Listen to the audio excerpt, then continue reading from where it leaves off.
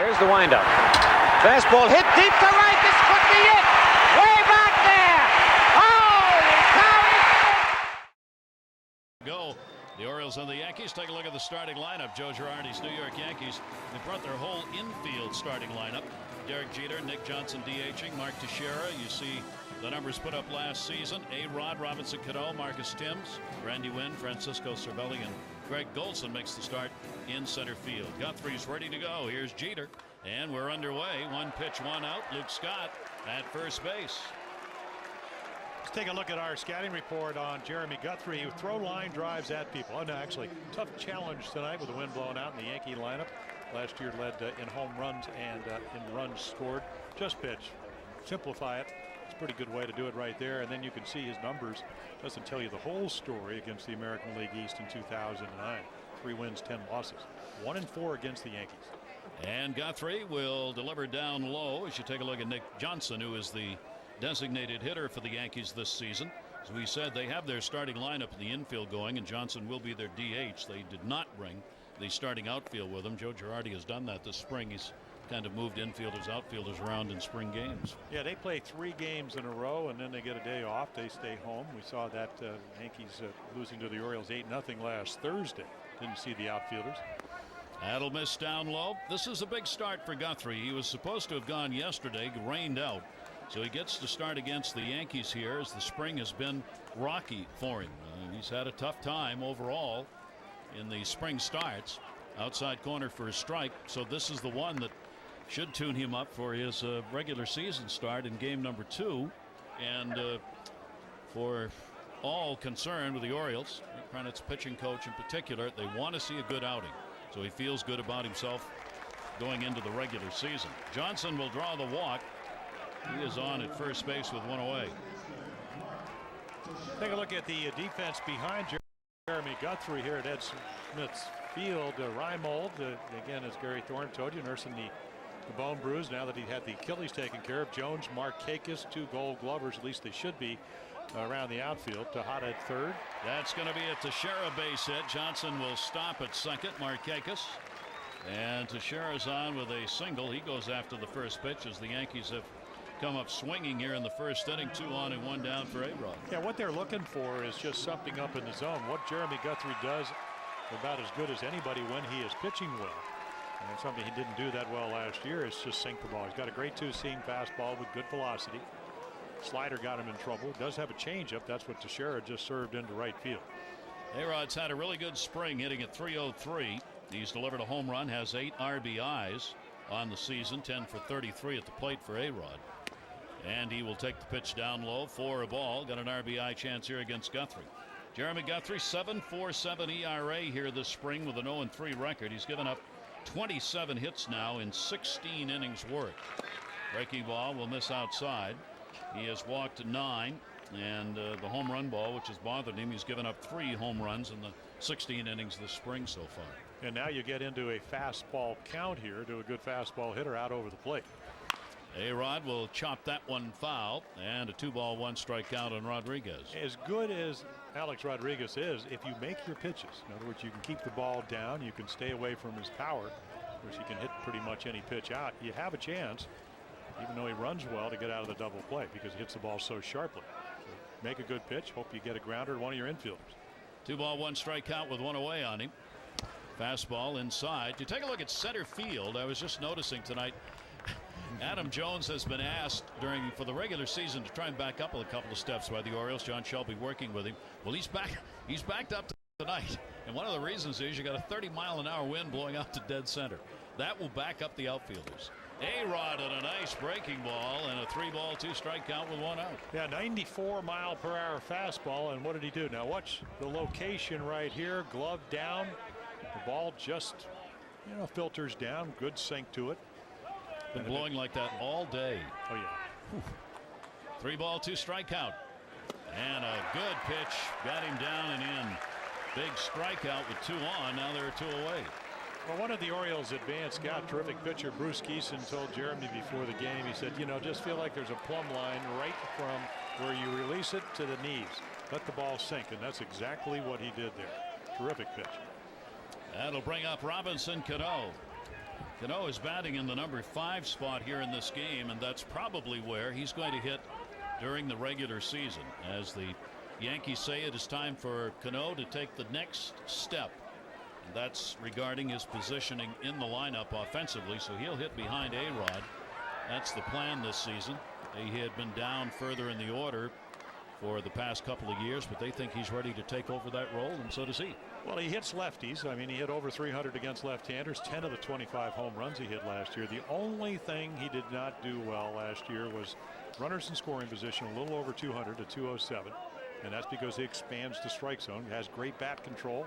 Pitchers don't give him as good a pitches to hit, or at least try not to, and he swings at him anyway. And then postseason bat. He's had a really good spring as well, hitting .350. He's 14 for 40 with a home run and 5 RBIs for Cano. So the Yankees have done well offensively. They're hitting .271 as a team this spring. Most of their regulars have gotten it done here and feel like they're ready to go. Johnson's on at second base. Teixeira's on at first, 2 down. The off-speed delivery is going to miss, and a 2-ball 1-strike count with 2 away to Cano. And that is a perfect pitch, and Joe Girardi has to be extremely happy that Robinson just laid off it. That's a good changeup down and away. An average hitter probably would have chased it, rolled over. Jeremy would have probably gotten a ground ball to one of his infielders. Couple of walks, 4 strikeouts for Cano this spring, and there he lays off another one. 3-1. This is one of the things that pitchers have to adjust to, Jim, and you know better than any. You get a hitter who's made corrections in the offseason. You think he's going to do something like swing at pitches out of the zone. You find out he's corrected that. Now you got to adjust how you work to him. Well, you're right. And Kevin Long, the hitting instructor of the Yankees, they've been talking the last couple of years. Be a little bit more disciplined. That one in the air with the wind blowing out, and Jonesy turns around and watches. Goodbye home run. Right into the teeth of that wind on his side. A 3 RBI homer off Jeremy Guthrie, and the Yankees take the early lead in the ball game, 3-0. And I'm sure that Kevin Long the hitting instructor for the Yanks, will say, listen, there's a perfect example of being disciplined early and then getting a great pitch to hit. Look at where this ball is, right down the middle of the plate. And on a night like tonight, when the wind gusting really out anywhere, that ball's just going to sail out of here. 3-0 Yanks. That is the second spring training home run for Cano. That is going to be fouled off Marcus Timms. So Johnson, who got on with the walk, comes around to score. Mark Teixeira, who had the single, comes around to score. And it is a 3-0 lead for the Yankees. 3-0 lead for the Yankees. So the O's right away have to battle from behind. Let's take a look at the starting lineup for the Orioles tonight. Orioles mighty happy Brian Roberts is back. Led the American League in doubles last year, 56. Jones, Markakis, Tejada, Scott, Wieters, Atkins, Reimold, and Izturis. That will probably be the starting lineup for the Orioles opening day. The only question is Luke Scott, of course, will probably DH, and Atkins will play at first base. And our scouting report on Javier Vasquez. Well, he's durable. You can just pencil in about 200 innings. And again, last year, only Lincecum, who won the Cy Young Award with more strikeouts in the National League. And they're going to take away an off day in the postseason. The Yankees, on their way to their 27th World Championship, only used 3 starters. This year, they won't be able to do that. So if they do reach the postseason, he will give you quality innings. You know, last year, ERA under 3 runs a game, on his way to 15 wins down in Atlanta. Big pickup, Vasquez, for the Yankees. Brian Roberts will lead it off. Brian try and get a lot of at bats in here in the final half dozen games of this spring training. Because of the back injury, he's had to do most of his work just in the batting cage and a little bit with the minor league. He's only had 3 at bats in 1 game. So Brian's got some work to do to get ready to go, but the Orioles are comfortable that he is going to be set enough to go against the Tampa Bay Rays in that opening game. 1 ball, 1 strike count from Vasquez. Jones and Markakis will follow here in the first inning. And the 1-1 fouled off the fist. 1 ball, 2 strike count of Brian Roberts. Well, Vasquez, I mean, not only is he durable, not only can he strike you out, but he just knows how to pitch. I mean, he starts out, Brian, with back-to-back change-ups, 1 for a ball, 1 for a strike, then throws a cutter in on his hands. He's got the big overhand curveball. He can throw out to 93 or 94 and locate with it. And he got him. Pitch going away from Brian Roberts, and there's the strikeout. And as Jim says, Vasquez is a strikeout pitcher. He always has been in his career. When he's on, he'll pile up some Ks. Yeah, and he picked Yankees second tour of duty back in 2004. He'll just turn this one over again and just see it run down and away. And it's not only the movement, but it's the location. And you get that kind of combination, boy, it's really tough to stay on a pitch like that, especially when you're battling with 2 strikes. That'll bring Adam Jones up with 1 down and nobody on. Outfield very deep for the Yankees. Fouled away. We were joking, some of the players on both sides. This is one of those nights where you like to really lower the barrel of that bat and swing up on the ball and try and launch one into the wind. It's kind of hard not to. We saw Adam hit against the Yankees on Thursday, hit a 2-run shot down the left field line. He described his hitting style as I just swing from my rear end. Worked 19 times last year, and he only got up 444 times. He's had 4 home runs this spring with 7 RBIs, hitting at 256. The 0-1 delivery from Vasquez and a towering pop-up.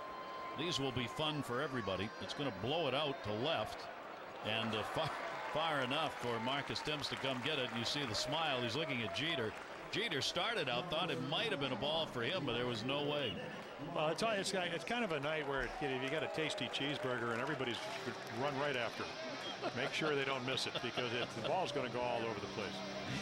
It's like playing in Chicago, maybe at Wrigley Field, or playing up in San Francisco. It is going to travel. Here's Nick Markakis. He started right out this spring, ready to rock and roll, hitting .292. A couple of home runs, 2 RBIs for him. He's had 3 doubles and extra base hits. Vasquez with 2 down and nobody on. And Markakis will take that one for a strike. Nick obviously is going to be vital in the middle of the order, and it looks like, according to the skipper, Dave Tremblay, Markakis is going to be 3rd as expected, and Tejada, who's batting 4th tonight, will be the cleanup batter the start of the regular season. Dave Tremblay said this lineup tonight is probably what you're going to see. He did really indicate that Felix Pie is probably going to start in left field in Game 1 in Tampa Bay for Nolan Reimold, just because of the matchup. And Dave said we may move some people in the lineup positioning a bit, but these are the names. Off-speed delivery just tapped to Robinson Cano. Markakis is retired, and Vasquez starts it out with a 1-2-3 inning. So we've completed 1 spring training ball here in Sarasota. Yankees have the 3-0 lead. Get Nissan versatility now. Get reliability now. Get savings now.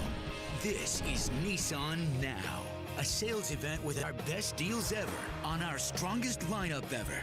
Lease Rogue, just $199 a month, or 0% financing on every sedan, crossover, truck, and SUV. Hurry, event ends March 31st. Get to Nissan now. As long as we're winding up our doing dials, let's wind them with precision. Open our throttle to even more selection and turn that savings swagger up full tilt. So when the time comes to bust open a can of doing, we've got all the tools for all the things we need to make them happen. More saving, more doing. That's the power of the Home Depot. Right now, get Scott's Naturescapes mulch for the new lower price of just $3.88. Hi, I'm Luna. I'm the other guy. What's wrong, E.G.? You seem kind of down. Lost another sale to you people. Oh. Luna's low prices make it impossible. We just think flooring should be affordable. And Luna's lifetime installation warranty. Yeah, we'll return for the life of the floor to make it perfect again. For free. How am I supposed to compete with that? Right now, save up to $500 off and get your second room of Mohawk flooring free. With Luna, there's more to love for less. 877-241 Luna. An Orioles partial season plan holder for just $154. Wide range of orange carpet benefits available, including while supplies last, the exclusive Brooks Robinson figurine. Brooks with that glove dipped in 14-karat gold. And the pitch is taken up high. For details on a season plan holder program for you, 888-848-BIRD. Go to Orioles.com. Randy Wynn. Wynn takes the pitch up high. He's getting the start in right field, where Nick Swisher will be starting for the Yankees during the regular season. A much traveled Randy Wynn trying to find a place or at least get a look-see by the Yankees if they need somebody during the season. He's hitting only .219 this spring with only one extra base hit, a double. Yeah, and that came against the Orioles last Thursday. Switch hitter, last year played for the Giants. Of course, said he grew up about 40 miles from there. So see how efficient Vasquez was, and Jeremy on a very windy night just not able to, at least to this point, command his stuff. So that's four off the mark here, and Guthrie now has walked 2. Johnson scored when walking in the first inning. Randy Wynn is on. Here's Francisco Cervelli. Cervelli doing the catching. Jorge Posada will be the regular, although Cervelli's probably going to get some time behind the plate with Jorge Posada needing some time off, just as an age factor. Kevin Millwood's not going to need any time off. The announcement made that he is going to be the opening day starter for the Orioles in Tampa Bay. Kevin, congratulations on that. Thanks for joining us. Thank you. How do you feel about it? Good. You know, it's always a big honor to be able to pitch on opening day. Now, did you ever do that when you played with Atlanta with Maddox and Clavin and those guys? No, I never got that in Atlanta, but you know, had 3 pretty good guys in front of me, so no big deal. Now you're supposedly, and from what I've seen over the years, you're perfect to do it. You're going to be a mentor to these guys. What was it like when you were with Smoltz and Maddox and Glavine? I know Tom, of course, a left-hander, but he certainly taught you about changing speeds and throwing a lot of strikes. Yeah, you know, I mean, although we were all pretty different, I was probably more similar to Smoltz than any of the other guys. You know, you can learn a lot of different things from everybody. You know, I kind of went by the mindset of keeping my mouth shut and my ears open and just tried to pick up whatever I could. Kev, you feel as though you've gotten the work done that you needed to this spring? I do. You know, I feel like I'm right where I need to be. My pitch count got up over 100 my last outing, and you know, my next one will be around 50 or 60 just to get ready for day one. Prep during for the opener, what kind of a routine, anything special that you do on the day that you're going to be pitching that might be different from other starters? You know, I don't really change my routine very much. I get to the ballpark early and just kind of lay around and relax and try to get mentally ready for the game. But you know, I definitely can't sit at home and wait around until 4 or 5 o'clock to get to the ballpark. I'd drive myself crazy. I noticed today I saw your car leaving the ballpark, and you were here very, very early, somewhere around 1:30 or something. Yeah, that's usually my routine during the season. I get here about 1:30 in the afternoon for a 7 o'clock game, and you know, make sure I give myself plenty of time to get all my work done and get ready for the game. Kev, you've had a chance now to see the Orioles here for spring. Your impressions? What's it going to take for this ball club to be better? It's going to take the pitching staff, namely the starters. You know, we need to go out on the mound and stay out there as long as we possibly can, and you know, not wear our bullpen down, and you know, just give this offense a chance. And you know, if we do that every day, we're going to win a lot of ball games. You know, I had a chance when I broke in when I was 19, and I had Robin Roberts, who told me when he was 38, he said the best pitch in baseball is the fastball. That's why I love to see you pitch, because somebody told you that along the way.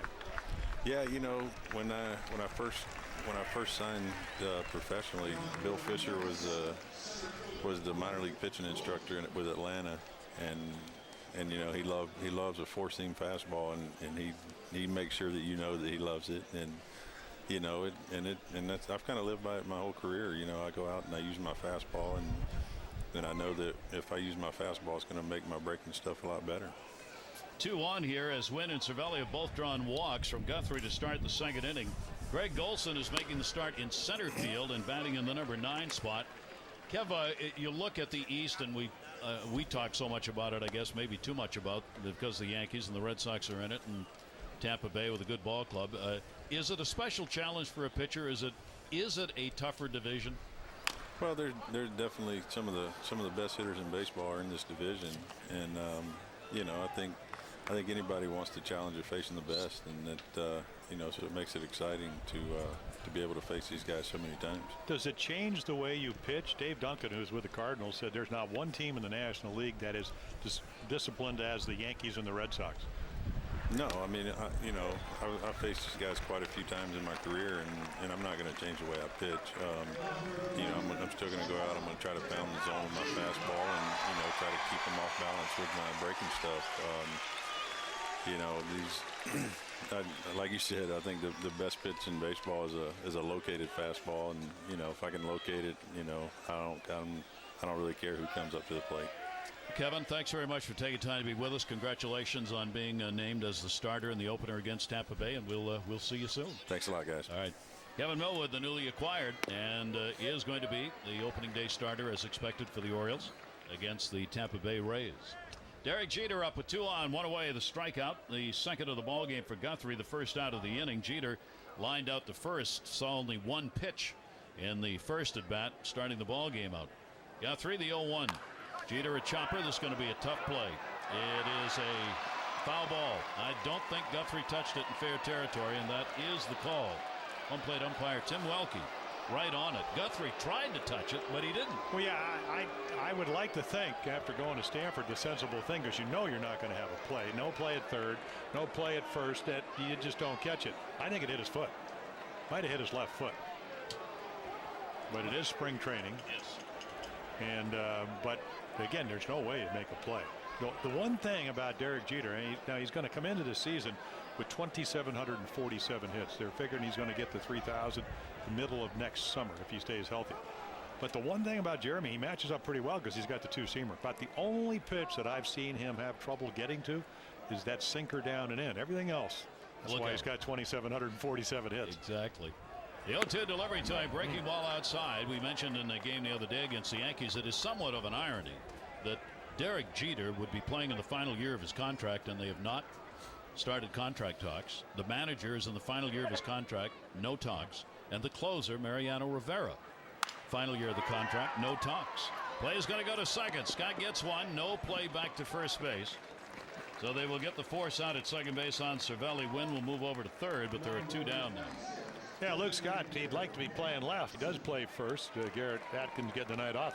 Makes a nice play. If he was playing without a runner at second, that would have been a tougher play because he would have had to throw into the runner. But because he was back, watch this angle. You can see right here, he's going to be able to clear the runner and make a nice throw. So they get one of the lead runners.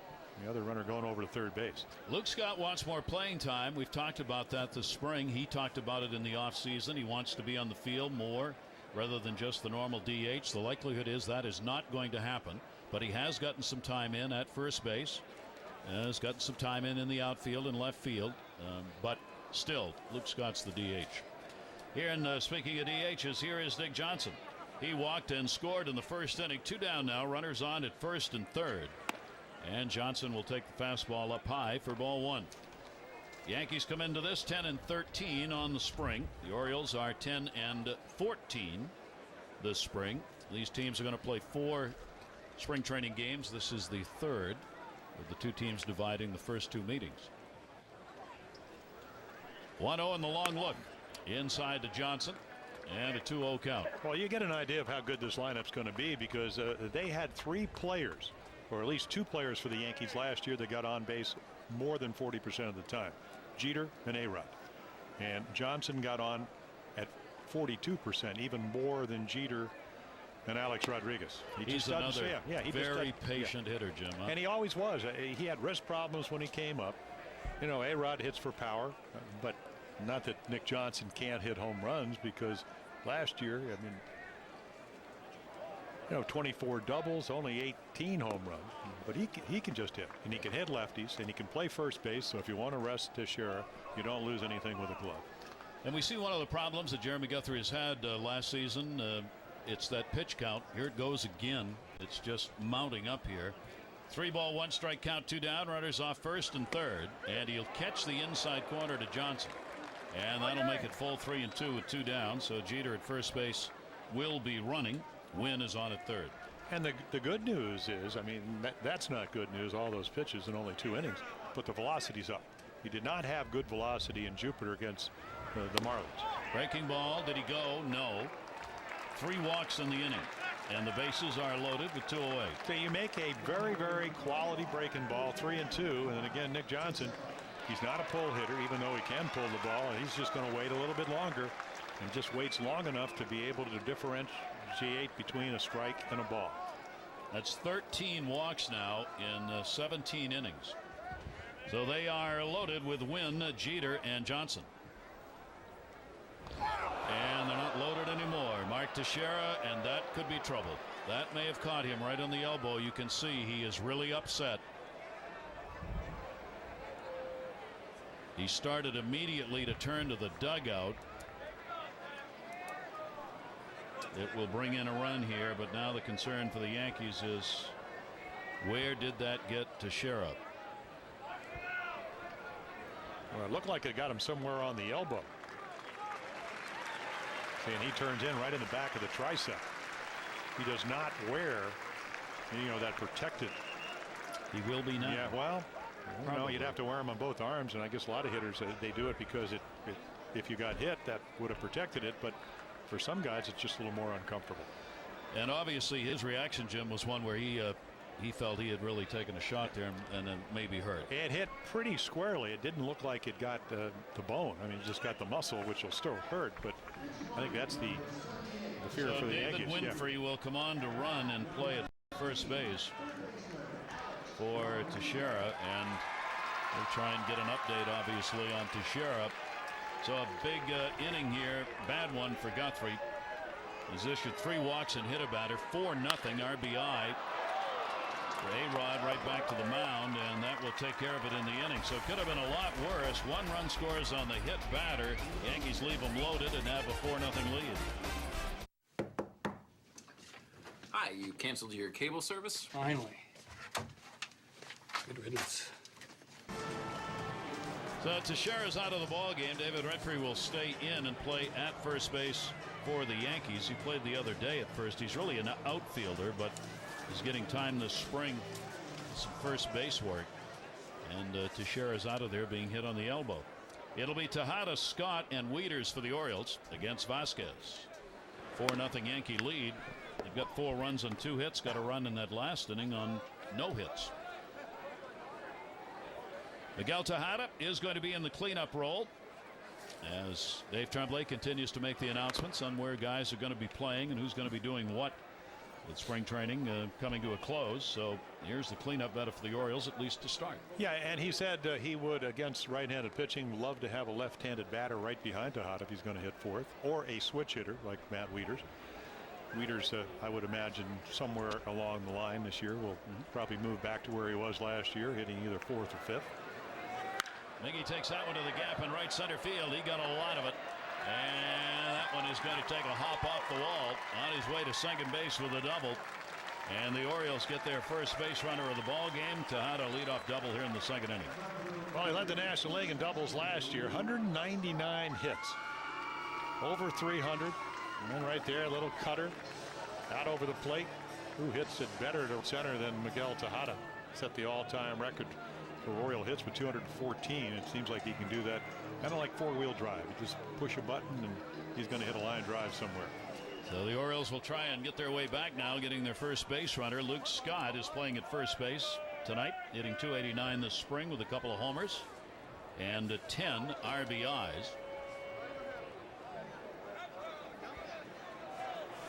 We had our own brackets for this ball game tonight.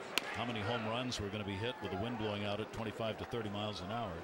Most were selecting the numbers 7 and 8. Not sure we're going to make that. Really? You think? Yeah. It's early. It's early. Yeah. You're right about that.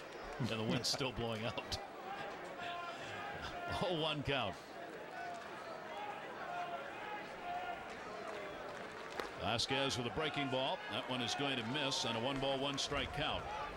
Well, it is spring training, and we can talk I mean, the Orioles last year hit 160 home runs in 162 games. Yankees at 244. But a lot of times in the spring, wind blows in. I don't think you'll ever see over the course of a season, especially in Baltimore, a wind blowing like this. No. Or even Yankee Stadium. Of course, it doesn't have to blow that way in Yankee Stadium with the friendly confines. That's right. And right center field. 1-ball 1-strike delivery by Vasquez and a hard ground ball to first base. Winfrey will handle it. Tejada will move over to third. Scott is retired. 1 down for Matt Wieters. Well, it's a good time for Matt now to get a ball in the air. That's what he'll look to do. Of course, you have a guy that can command his changeup as well as his fastball. But we'll see, young hitter, veteran pitcher.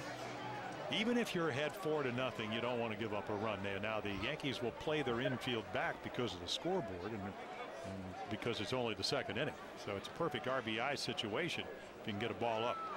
Matt Waiters gets it up. That's down the line. That's going to be a base hit. Came in hitting at just .211, but he scorched that one. Tejada will score. Waiters goes into second base. RBI double, and the Orioles on the board. The Yankees lead is now 4-1. Well, the bonus package. Not only the RBI, you get on the board, you get extra base hits. And you can see Cervelli, he moves in, and ball runs out over the plate, 89. Vasquez, at least when he pitched with the White Sox a couple of years ago, maybe a little bit more velocity, but 89. And Matt Wieters is all over it for a double. That's the 5th RBI for Wieters this spring. Here is Garrett Atkins. Atkins is DHing. He, of course, will be in the lineup and at first base. The off-speed delivery is going to miss. Atkins this spring hitting .275 as he's had a home run, 3 RBIs, 3 doubles for the Orioles' new first baseman. Wieters not being held at second. The 1-0 delivery on the way. There's the off-speed pitch again. 2 real slow breaking balls and a 1-ball 1-strike count. Well, the breaking ball's a field pitch, so if you can command your other stuff, you can sometimes experiment early in the count. And that second one was really good. Vasquez, who was with the Expos for a while, was the Expos pitcher of the year in 1997 in their organization and has gone on to have an outstanding career. That was back in '97. Fooled him that time. And a 1-ball 2-strike count. You just have to keep balanced at the plate when Vasquez is pitching because you do not know what he's going to throw. Well, he's got 4 pitches and he'll throw them just about every time, especially the changeup to lefties. So if you think you're going to get a fastball, and we saw what happened when Cano was thinking about getting a fastball and got one, did a 3-run home run to left center. It's nice to be able to throw something other than a fastball in a fastball count. And the good pitchers, either they can command their fastball so they can stay out of harm's way, or they can throw that pitch that maybe the hitter doesn't expect. Waiters off second base, 1-2 the count. Vasquez again the off-speed pitch. Cervelli blocks it. Last year, hitters against Vasquez, lefties hit .235, right-handers .212. He was very tough from both sides of the plate. He ended up coming into the season now with 142 wins, 139 losses. He's pitched over 2,400 innings at the major league level. So you really have a guy who's had some genuine experience. And then last year he also was what, 216 with runners in scoring position. So talk about clutch pitching when you needed it. 2-2 delivery on the way. Another breaking ball. And again, throttle back a little bit on that. Atkins took it outside 3-2. Kind of interesting to watch the way Vasquez with a runner in scoring position is pitching to a guy that he pitched against last year. A lot of breaking balls. All breaking balls. Yeah, well, that tells me that Garrett Atkins is a pretty good fastball hitter. Wants to stay away from it. Now he's thrown, what, 4 of them. We wouldn't expect a heater here. 3-ball 2-strike count with 1 down. And again outside with just a sweeping pitch right there, as though he really didn't want to go after Atkins. So there it is, the walk. Nolan Reimold coming up. The Achilles tendon and heel problem bothered him last year. Cut him out at the end of the season. He's come back wearing protection on that heel, but it is still a problem. American League Rookie of the Month in June. The injury, the surgery on September 23, and a very fine performance. It's just a question of how bad is that heel. How much is he going to be able to play? Dave Tremblay saying before the game today, I just don't know. That's why Felix Pie has been getting a lot of time in. Rips that one foul. Well, what I liked about him, number one, I mean, he ran every ball out, even in spite of the fact he needed surgery on that left Achilles tendon. And the other thing is he started out hot. Right before the All-Star game, the league adjusted. It's almost like he took a little breather over the 3 days. Probably went to Terry Crowley, hitting instructor, said we got to maybe make some adjustments, and he did. And for the rest of the year, it was really a tough out, and he hit some good pitches. Again, not an outstanding defensive guy, but throws well enough. Reminds me maybe not quite as good as Joe Rudi, but in that category. In fact, he reminds me of a Joe Rudi type of hitter with maybe more raw power. like him a lot. I really think there's a lot that's going to come out of Nolan Reimold. It's just a question of physically, will he be able to perform on a daily basis in left field? Here's the 0-1 delivery on the way. 2 on here. Breaking ball inside. Dave Tremblay, the skipper, said today, talking with the press, that he was asked about the lineup. Is this the opening day lineup? And he said, well, probably except for one. And then he said Felix Piet is probably going to start that first game in left field against Tampa Bay. Breaking ball is inside. That's more because of the pitching matchup. So Reimold may not make the opening day start. And whether or not there's going to look like a platoon situation in left field is unclear at this point, with Piet, the left-handed hitter, and Reimold, the right-handed batter. And it may just depend on how physically fit Reimold is. 2-1 delivery came with a fastball, buried it down low in a 2-ball, 2-strike count.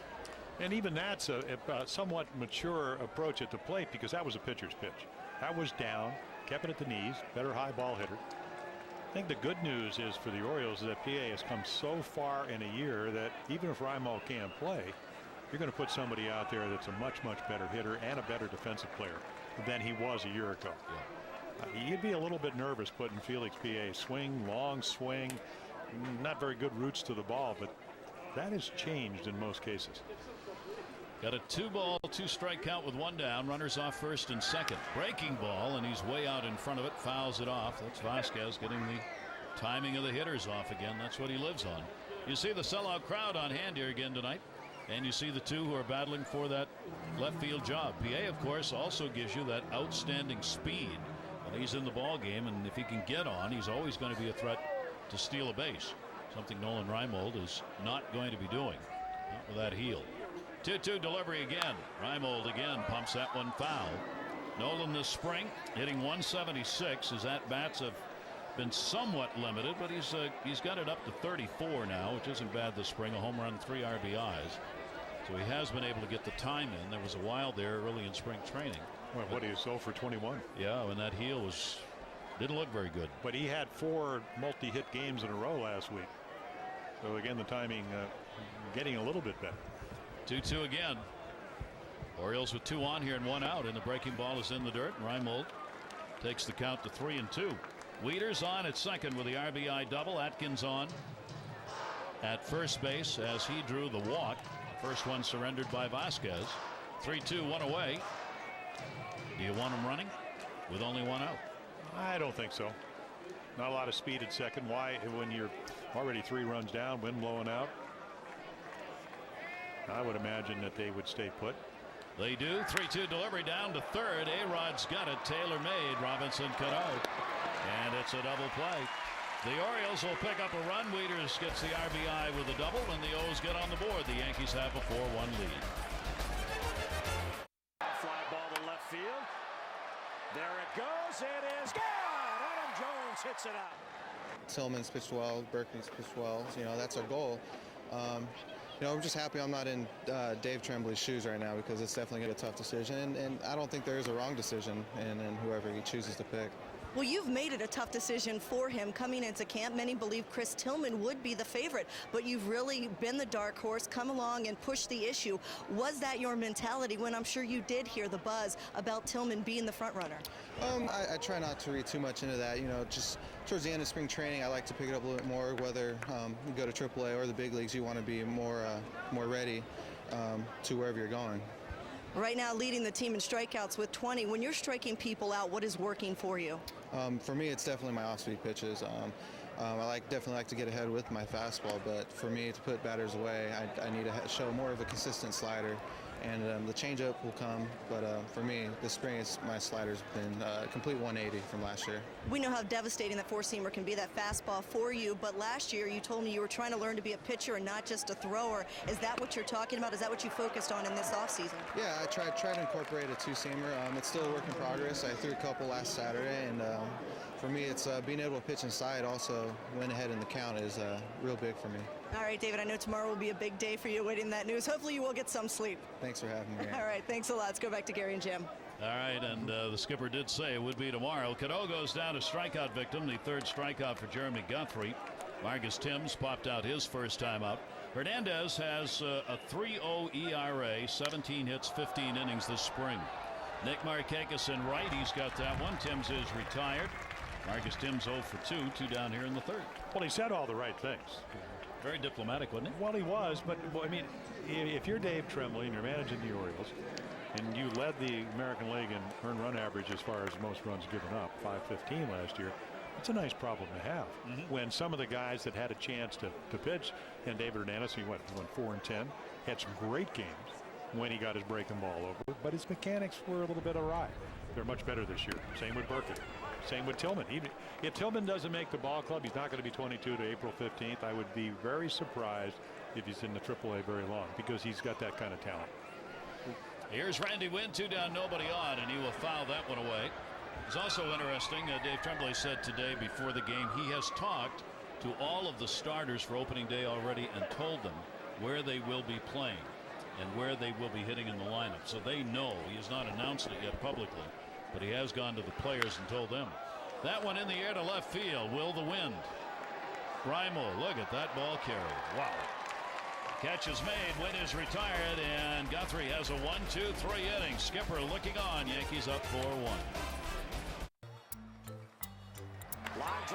There's so much to see and do in Sarasota and her islands. And now, Sarasota welcomes the Baltimore Orioles for spring training. In addition to all the other activities you're sure to enjoy, you can catch exciting baseball action. You might come here for our renowned beaches and dining, but your recreation won't end there. To start your adventure beyond the stadium, visit www.sarasotafl.org or call 800-766-1690. We all know someone who's always prepared to doctor up their food so it tastes just the way they like it. But there's no doctoring needed with McDonald's new McBistro Chicken Sandwich.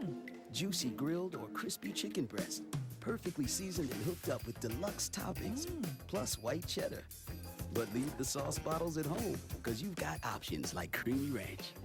Honey, you're not going to be needing that. She's right. I told you. A train home feels just right. Year in, year out. Warm in the winter. Cool when it's hot. Using up to 60% less energy. And that's just right. Get up to a $1,500 federal stimulus tax credit on the purchase of a qualifying train system, plus special term financing with low monthly payments. Visit train.com to locate an independent train comfort specialist near you. It's hard to stop a train. This season during our broadcast, both here on the TV side, radio side, pre and post game, Eddie Murray, Ben McDonald, Mike Boddicker, Brady Anderson are going to be joining us from time to time as analysts for radio and TV, and we are delighted that they are all here tonight. We're going to have a chance to say hi, and Eddie Murray, the first to join us. Eddie, great seeing you. How you doing, fella? Hey, great being here. That Hall of Fame getting closer and closer and closer. The great times that the players have there. You are one of the few with the 3,000 hits, 500 home runs. I mean, four of them. And you are one of the 4, and it's going to be delightful to have you with us here this season and work with us. You looking forward to it? Absolutely. It's it's been something where we had a little film sent to us, and just what they really expect from us and stuff. Just our insights on the way we see it. So I'm kind of looking forward to it. You're going to look good in a coat and tie. I'm looking forward to this. Hey, well, believe it or not, I'm liking that. I know everybody here in the audio part here with the Orioles, the Madsen family and everybody else. You feel really good with being with everybody.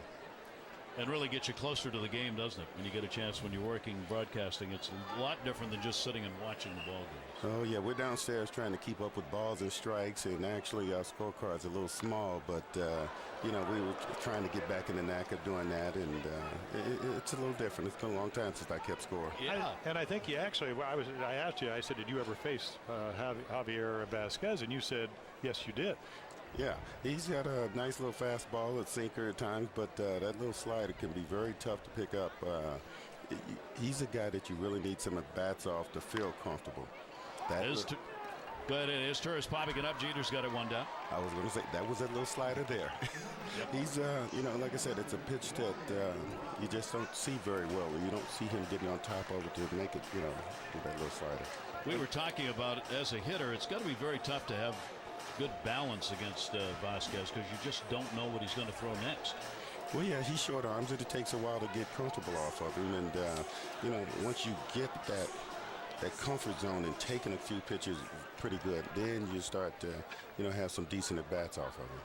Vasquez with a 4-1 lead goes after Brian Roberts, a strikeout victim his first time up. 1 down, bases empty here. Yeah, he's thrown Brian about 5 pitches now, and 4 of them have been changeups. Sounds like he's getting in the scouting report. yeah, he's ready to go. Well, Brian, all-time record for switch hitters last year. And speaking about switch hitting, obviously you were one of the great, you and Mick, with over 500 home runs. How do you do it? I mean, you got to have good work ethic from both sides and try to get your at-bats in. It's got to be difficult. Well, that's it. He got that one to right, and that one is near the wall and right off the top of it. Played by Wynn. And a double for Brian Roberts. So there's his first hit of the spring. That's got to feel good for Brian, who's not had many chances in his second game. Yeah, it looks like maybe some kind of breaking ball, maybe a changeup. Stays up. Almost gets out of here. Yeah, was able to handle that one. But, yeah, the thing about switch hitting, I tell you, there were times, believe me, where you didn't want to go up on either side. And, you know, a lot of people don't believe that, but trust me, it went through my mind. You maybe just stand right behind the middle of home plate, you know. But it takes work. Here's Adam Jones with an RBI chance now. The Orioles actually out hitting the Yankees 3-2, but trailing it by a score 4-1. Breaking ball, and he was looking for it and fouled it back. Do you guess against a guy like Vasquez? Do you think about what he's going to throw and try and guess? Well, hitting is technically guessing. I mean, if you haven't picked up something that he's doing mechanically, then you're going up there and you're looking for a certain pitch at this particular time zone where you're sitting in the count. If you're behind, you can't be looking for what you want. You now have to put yourself in that other mode and being defensive and look for what he throws best. Now, how did you learn that? At bats. Practice. Have you had a chance to see Adam Jones a whole lot? Oh, I got to see him last year, and I tell you, before he got hurt, I tell you, this kid's really, he's got some ability. I mean, you heard people talk about him, but once you put your eyes on him, he can hit that ball away, he can hit that ball in, and I just see nothing but great things for this guy once he really starts to know all the pitchers in this game.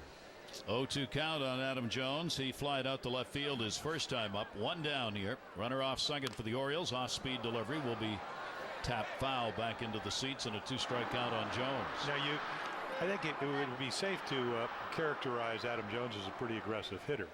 And you were a hitting instructor. I mean, obviously, you know, you're a Hall of Fame hitter. But when you were a hitting instructor, how do you tell a young hitter with maybe he's got about 1,000 major league at bats to be aggressive but still have discipline? Well, that's the old saying of all strikes aren't good strikes, you know, for the offensive hitter. And that's meaning if that first pitch is on the outside corner, the inside corner, and it's not really what you were looking for, you have to be mentally strong enough to do that early enough to take it. And that requires, that's what we talk about with patience, Eddie, at the plate, being able to do that, right? Absolutely, and there's nothing more than I like than a guy that's swinging. The only good things can happen when you swing. Yep. You must go up there, and earlier in the count, you now have the ability to say, that's too good of a pitch, and I'm going to take it. But you try to do it on your terms, right? Right, absolutely. And you have to try to look at this game in a positive way. Jones trying to get an RBI here for the O's, an 0-2 count on Adam. Vasquez going through the signs with Cervelli. Will wait a little bit. 0-2. We have a chance to talk to Jim about the Hall of Fame. I mentioned at the top, Eddie, going up there every year to the Hall with the guys is one of the great experiences, I have to believe, for those of you who are in it. Well, absolutely. You get that day behind you. I tell you, each one you go back for is so much better. And, you know, it became a little thing where I started to joke with the guys, telling them they had to sing a song that night down in the bar downstairs. So that worked with Boggs and Ryan Sandberg. And the guys go, wait a minute, you didn't do this. And you've been in here 2 years and you down here playing tricks on people. Well, they told Reggie Jackson after the induction speech, we went back to the hotel for the picture. They said, Reggie, Catfish Hunter said, stop giving out rings. I thought Reggie was going to cry.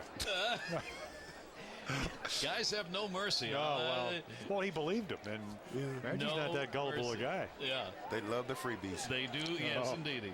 Who doesn't? Here's Nick Markakis, ground ball towards second base. That'll be handled by Cano, and the play is made, and the Orioles will get a hit, leave a runner on. Eddie Murray, he'll be joining us as the season goes along. First broadcast we'll see Eddie will be on May 7th. Eddie, we look forward to it. It's great to have you on board with the Masson family, and we'll see you soon. Gary's been great, Jim. Good looking forward to seeing work with you guys. It's been great.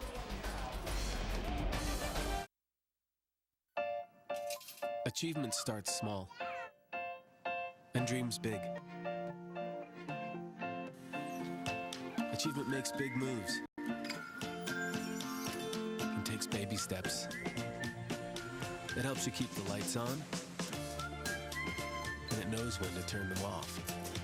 Achievement is all around us, a part of our very lives. At PNC, we help make achievement happen. PNC, for the achiever in us all. Masson is Maximum HD 162 Orioles games, Maximum HD 162 Nationals games, Maximum HD, more baseball in HD than any regional sports network. Maximum HD means 2 channels in HD. Maximum HD means HD every pitch, HD every hit, HD every play. Masson is Maximum HD. Maximum Access Sports Network.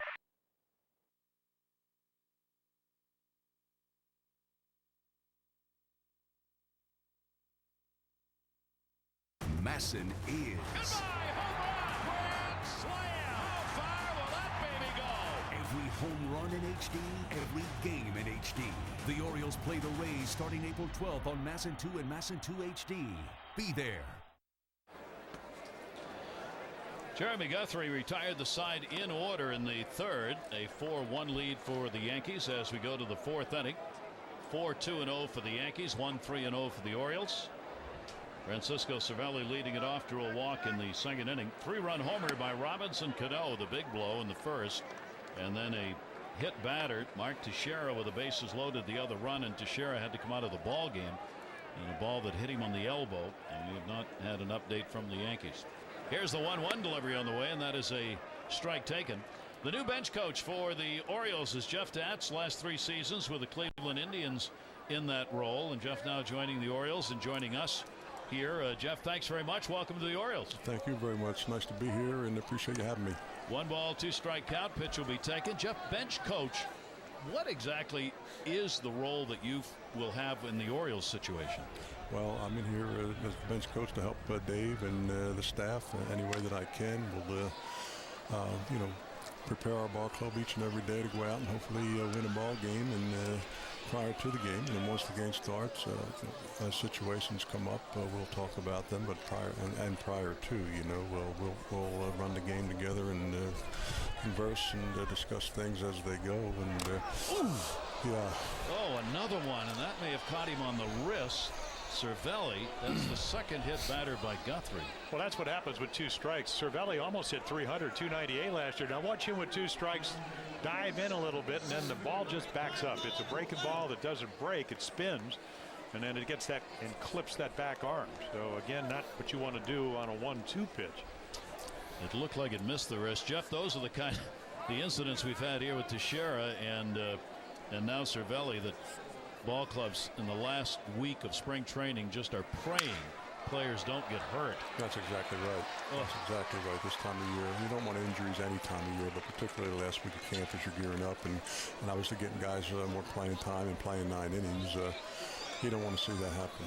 Greg Golson, who's playing in center field, just pumps that broken bat single for the third hit for the Yankees. 2 on now, nobody out. Yeah, Cervelli, with a better read, could have gotten to third base, especially with the wind blowing out tonight, but it does set up the inning for Derek Jeter, who steps to the plate. Jeff, I was reading a comment, and you and I talked about it over in Jupiter. Firm but fair. And I think it was in reference pretty much, Dave Tremblay and you guys are on the same page. In fact, the whole coaching staff is you want to play the game the right way, and then hopefully that'll translate into wins. Yeah, you do. You want to go out and get after each and every night. You want these guys to obviously respect the game, respect you know, what we do, respect the opponent, but by the same token, get out and get after it and have that other dugout feel you each and every night, and know that when the Orioles are, or when you come to Baltimore, when you go on the road, when those Orioles are in that other dugout, you're going to feel them because you know they're going to get after it for 9 innings or however long it takes. 2 on, nobody out, and the pitch is going to miss. Derek Jeter is lined out and at a fielder's choice. You're really, Jeff, as a bench coach, the second mind of the manager, if you will, are you not? A chance to kind of make notes to him, things you see, make sure he doesn't miss anything, someone to bounce things off. Yes, just being his assistant, and like I said, you know, try and, you know, we'll be prepared prior to the game, but you know, when situations come up, you know, right here first and second, is he going to, with Jeter bunt? No, obviously not right here in the spring training game, maybe in the year later in the ball game. Yeah, talk about those type of things, different situations, plays we want to put on, matchups as we get later down in the ball game with our bullpen, but just be a leaning board and sounding board for him. I'll throw out my opinion on things. He's the manager with the final say, but he'll hear from me, you know, what my thoughts are. That's going to be an error as Turris just bobbled the flip, never got it. They would have had the out at second base. Instead, the error is going to load the bases up for the Yankees with nobody out, and here's Nick Johnson, who has drawn 2 walks. And the pitch to him is going to miss up high for a ball. So Guthrie in trouble again here in the 4th inning. And I think it's what Eddie Murray touched on right here. Nick Johnson is, again, it's not that he's not aggressive, but he's aggressive on his terms. So he's going to realize not a lot of changeup for strikes, not a lot of breaking balls. He's going to sit on a fastball, try to hit it hard somewhere.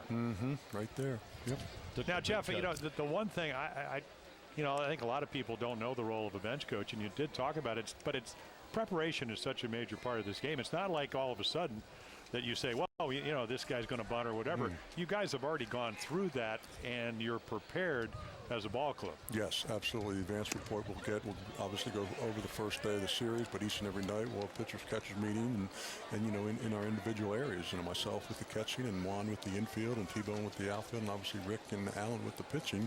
You know, we'll tighten these guys up on a daily basis, is what we see and what they need to be prepared for. And it's not, you know, hopefully we won't be surprised. There'll be some surprises along the way, whether it's an early in-ball game bunt or something like that. But, you know, no, we need to have these guys prepared from day one when we're facing a ball club and going into a series, what we can expect.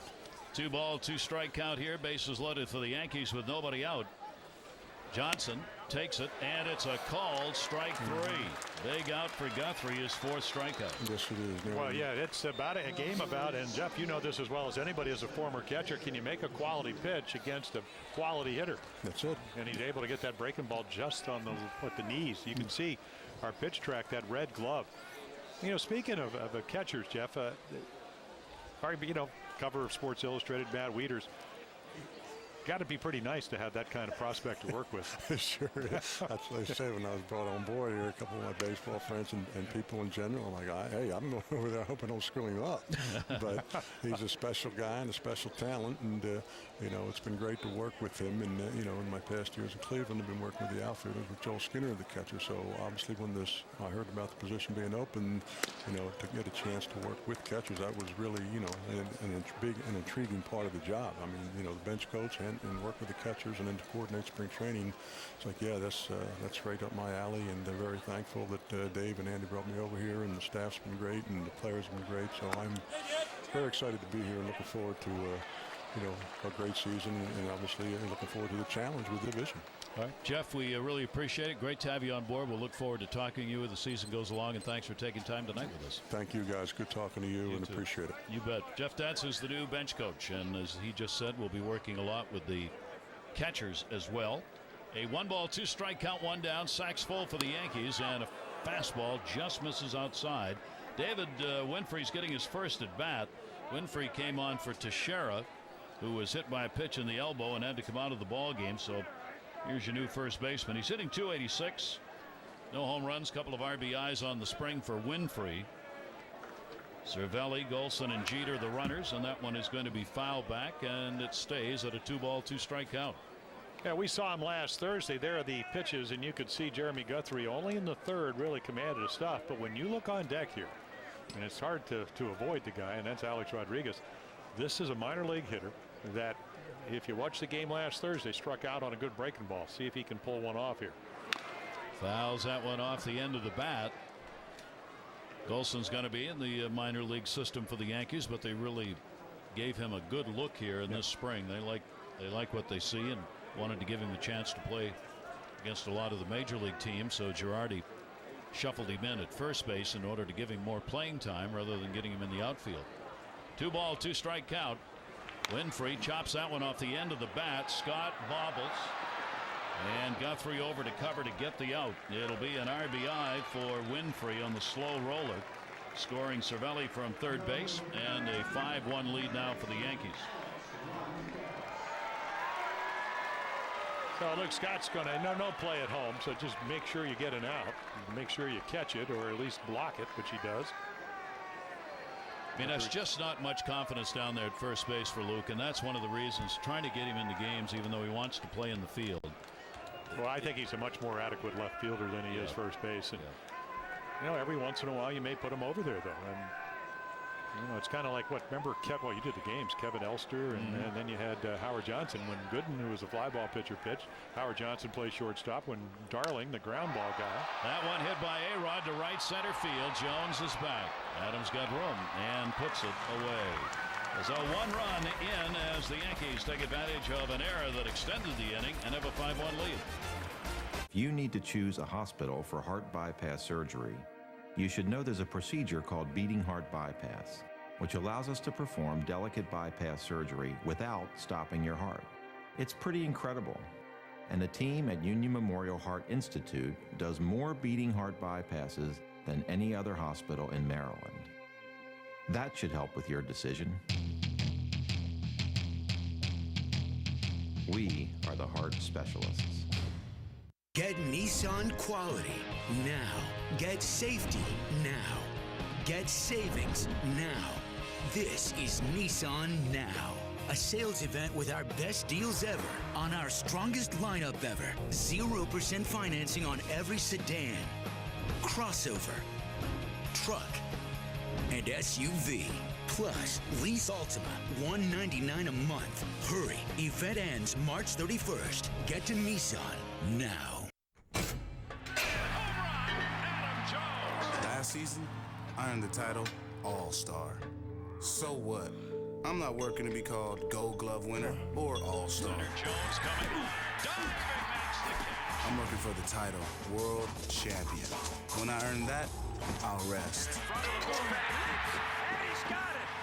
Well, probably not.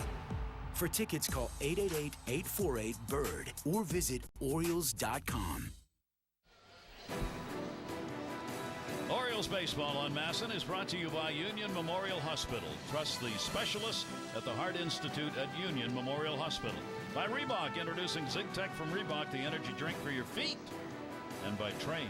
Visit trainsearch.com to locate an independent train dealer near you. It's hard to stop a train. There's a moon out tonight. Oh no. The first singing disaster of the 2010 season. But there is a moon out tonight. That's very pretty. It's just good to see the moon with all the heavy rains. Boy, amazing when you drive across the state like I did this morning. You realize how high the water table is in the state of Florida. Either that or how low the land is, whatever the combination. It's unbelievable. It's an unbelievable winter with a lot of rain and cold weather.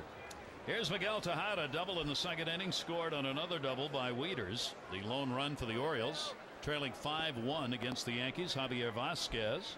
He's had a walk and a couple of strikeouts and a fine defensive play. 1 down. Well, the minute you release the ball, you become a defender. You got 7 guys behind you, 1 in front of you as far as defense, and then you become the 8th guy. So again, how balanced are you?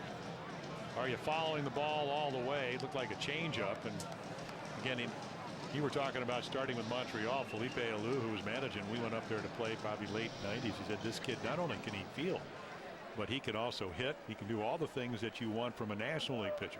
He's one of the best hitting pitchers in the game. Obviously doesn't get that, won't get that chance here. Here's Luke Scott, grounded out his first time up. Maybe the World Series. Maybe. Interleague. Never know. Well, Joe Girardi changed his number, didn't he? Yes. Went to 27 last year. The Yankees had won 26 world champs throughout their history, and he won 27, changed it to 28. They change number on the manager's back to look forward to the next world championship. That's pretty pretty neat. Fortunately for the Yankees, they've won a lot of World Championships, because if the numbers were low, they wouldn't be able to. They're all retired. They're all retired. But 1 through 15. A 2-0 count. Vasquez. Luke Scott will take that one inside. Now he gets ahead on the count here, 3-0. Vasquez coming with Melky Cabrera and Mike Dunn going the other way in the deal that took place in December with the Braves. $500,000 also involved in that deal. They got Boone Logan as well. A spot in the bullpen being looked for by Logan. Went after that one, and I take it back. The count was actually 2-1. Count now 2-ball, 2-strike count on Luke Scott. I think Vasquez is going to make an enormous difference for the Yankees in many ways. Not only a quality starter, but he's going to eat up some innings that they need and help out a staff that's the likes of Andy Pettitte could be a little bit on the senior side. And Vasquez isn't young by any means, but at 33 years old, still got some gas. Oh yeah, hey, again, durable. I mean, I can't imagine the ERA is going to be as low as it was last year, 2.87 in the American League with DH, but he just knows how to pitch. And again, if they do go to the postseason and they do have to play more consecutive games, he gives them a 4 starter if he stays healthy. 3-ball, 2-strike count. Vasquez with 1 down and nobody on.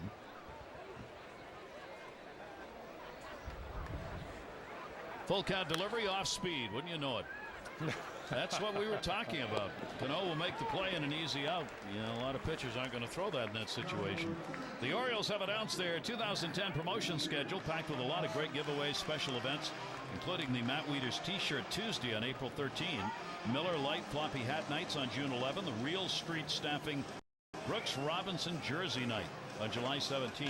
You can get a full list of the promotions, 888-848-BIRD, to go to Orioles.com. Yeah, we got to get a picture of the Miller Lite floppy hat night. I want to see what color it is. You're worried about that, aren't you? I am. You are. Wieters. Want to say hi to Brooks Robinson. Brooksy's doing well after the time spent in the hospital. Yep, Brooksy's feeling great. Yep. Coming along, and we hope to see him at the ballpark real early in the season. That pitch is taken up high, and a 1-ball, 1-strike count. There's your floppy hat. Oh, sorry, that's not it. Sorry, Jim. It's a nice look. That is a nice look. What's he serving? Hot dogs. Oh, really? Yeah, and beer. Oh, only beer now. And that is a strike taken, and it goes to 1-2 on Matt Wieters, the RBI double in his first at bat. Yeah, so if you're Matt, he got a breaking ball up the first time, was able to double. But right here, it could be anything. And that's the advantage of pitching ahead in the count, what Eddie Murray talked about. 1-2 with 2 down. That's a something pitch. Well, you can see the target from Cervelli. He just put the glove up and in and just tried to pepper the inside corner.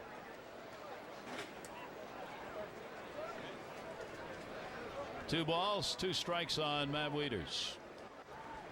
And Matt takes it inside near the jersey, and the count will go to 3 balls and 2 strikes. Brian Mattis, the Orioles' young starter, who everybody's talking about, and many have selected him as the preseason choice for Rookie of the Year in the American League. He worked 7 innings in a minor league inter-squad game today, gave up just 1 hit and 1 walk. O'Brien's ready to go. The walk surrendered there with 2 down, and Wieters is on. That is the second free pass given up by Vasquez. Yeah, I got here early enough. I was sitting with Scotty McGregor. Rick Kranitz, the Oriole pitching coach, and Scotty's going to be at Aberdeen this year, and he was impressive. I saw him pitch in Jupiter, and he was saying after the game stuff was a lot crisper. Now, it wasn't against the St. Louis Cardinals, but he did get Pujols and Matt Holliday out. But I tell you, very, very impressive. And Billy Rowell, former #1 draft choice, that home run. Atkins will take the ground ball to Jeter. It goes to second base for the force out. No runs, no hits, no errors, and 1 left on. Spring training baseball, Sarasota, Yankees up. Hi, you canceled your cable service? Finally. Good riddance.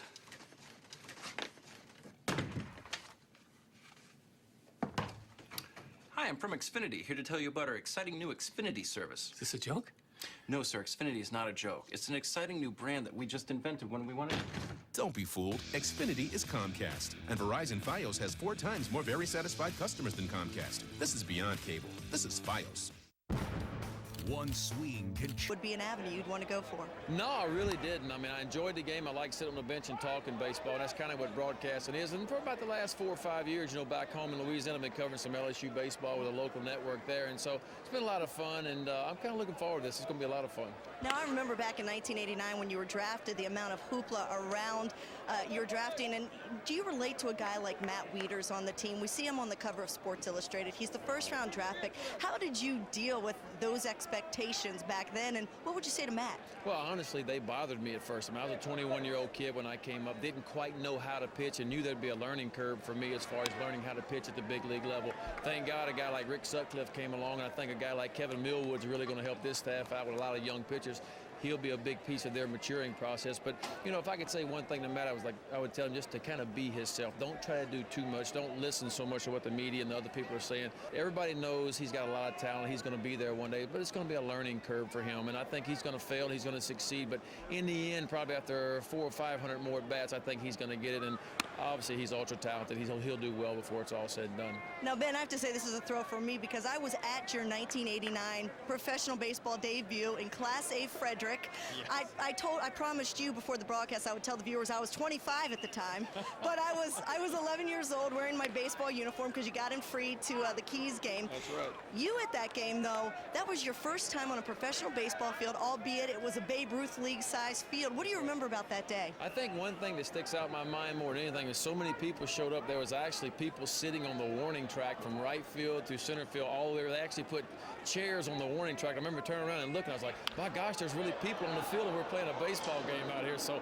that really sticks out in my mind more than anything. But it was so many years ago. That's the one thing I guess that really sticks out. But I enjoyed my time in Frederick and Hagerstown, and of course in the big leagues, and the people in Baltimore were great to me while I was here. Well, I remember how exciting it was for the people of Frederick and Baltimore at that time. Now, after you've had your baseball career, you're retired, you are a father now, and you're coaching girls softball. Yes. High school. What is that like? I think every coach needs to experience that. I'm going to tell you because 25, 14 to 18-year-old girls in a dugout at one time is just, it's a circus out there. You know, there's always 3 at one end that's crying, and there's 3 at the other end that's as happy as they can be, and everybody else is kind of right in the middle right there. So it's an experience for me. I'm enjoying it. It's a totally different game, but a lot of it's similar in a lot of ways, you know. But my daughter's a freshman in high school back home in Denham Springs, and I get the opportunity to help coach her, and I really enjoy coaching and, you know, giving a little bit back. And I, of course, I coach my 9-year-old son's youth league team as well, so I'm getting a little bit of softball and baseball side of it. All right, well, you got to teach them, number one, there's no crying in baseball, and now that you're here, there's no crying in the broadcast booth. You got that? Right. They got me here. You know, I'm the young guy here compared to Brady and Eddie and all the other guys. So I'm looking forward to this. We got a good group. I think it's going to be a lot of fun this year. All right, we're looking forward to having you. Welcome to the team. Thank you. All right, Gary and Jim. All right, Amber, thank you. Ben McDonald, who spent 7 years with the Orioles and joining the Masson team for broadcast this season and pre and post game shows and also some radio work. Jeremy Guthrie got the strikeout on Cano, 2 in a row he's had against Cano. 5 Ks for Guthrie in the game. Marcus Timms 0 for 2 has popped out and flied out. Yankees have a 5-1 lead in the ball game. Each team only 3 hits. Cano's home run, a 3 RBI shot, has been the big blast in the ball game. Came in the first inning. Guthrie with a 1-2. Off-speed breaking ball. That's going to be tapped foul. I wonder how long, how many pitches Jeremy Guthrie, how many innings he's going to work in this probably ball. 90 to 100 pitches, and he's getting there pretty quickly. So 92 pitches for what? 13 outs?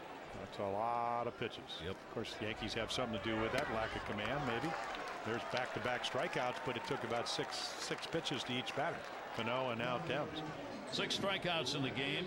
Jeremy has retired the side in order only once. That came in the 3rd inning. Take a look. Good fastball hitter, and he just, maybe it's a 93 mile per hour fastball with good movement, but he just swung through it. That'll bring up Randy Wynn. Wynn, he has flied out, walked, scored a run in the 2nd inning on the RBI picked up by Mark Teixeira, hit in the elbow with a pitch, had to leave the ball game, and an 0-1 count. That is what you hear most about now for this week, final week of spring training. Every player in all ball clubs will be talking about don't get hurt. It is the key for everybody, because most of the players feel as though they're ready to go. There are still a couple of positions maybe on each team where somebody's fighting for a spot, but for the most part, people know where they're going to be when the season starts, and what they want to do is be there healthy. Especially for the position players. Yeah. Girardi on the left, Dave Tremblay looking on. Stay healthy, keep your lineup intact. Breaking ball down low. And at the same time, though, you've got to play your starters because you want them to be in that rhythm of a 9-inning ball game. Yeah, Jeremy will get another. Actually, he's going to come back with a short day because of the rain out. He was supposed to pitch yesterday against Toronto. 1-2 got him away. Okay, so his best pitching was here in the 5th inning with a little finesse. He strikes the side out, 7 Ks in the ball game. Second time he's set him down 1-2-3. As long as we're winding up our doing dials, let's wind them with precision.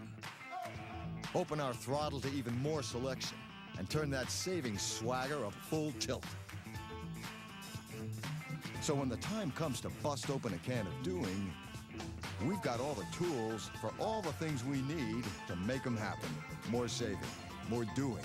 That's the power of the Home Depot. Right now, get Scott's Naturescapes mulch for the new lower price of just $3.88. Achievement embraces Mondays. Achievement loves working capital. Achievement puts receivables to work. Achievement expects a lot of itself. CFO, Cash Flow Options, helping business achievers better manage their cash flow. PNC, for the achiever in us all. The O's and Yankees are going to be battling for the first time in the regular season at Oriole Park at Camden Yards, April 27th through the 29th. Tickets still available for this great rivalry, and we hope you'll come and help take the park orange. You can grab your tickets right now at 888-848-BIRD or go to Orioles.com. O's and Yankees.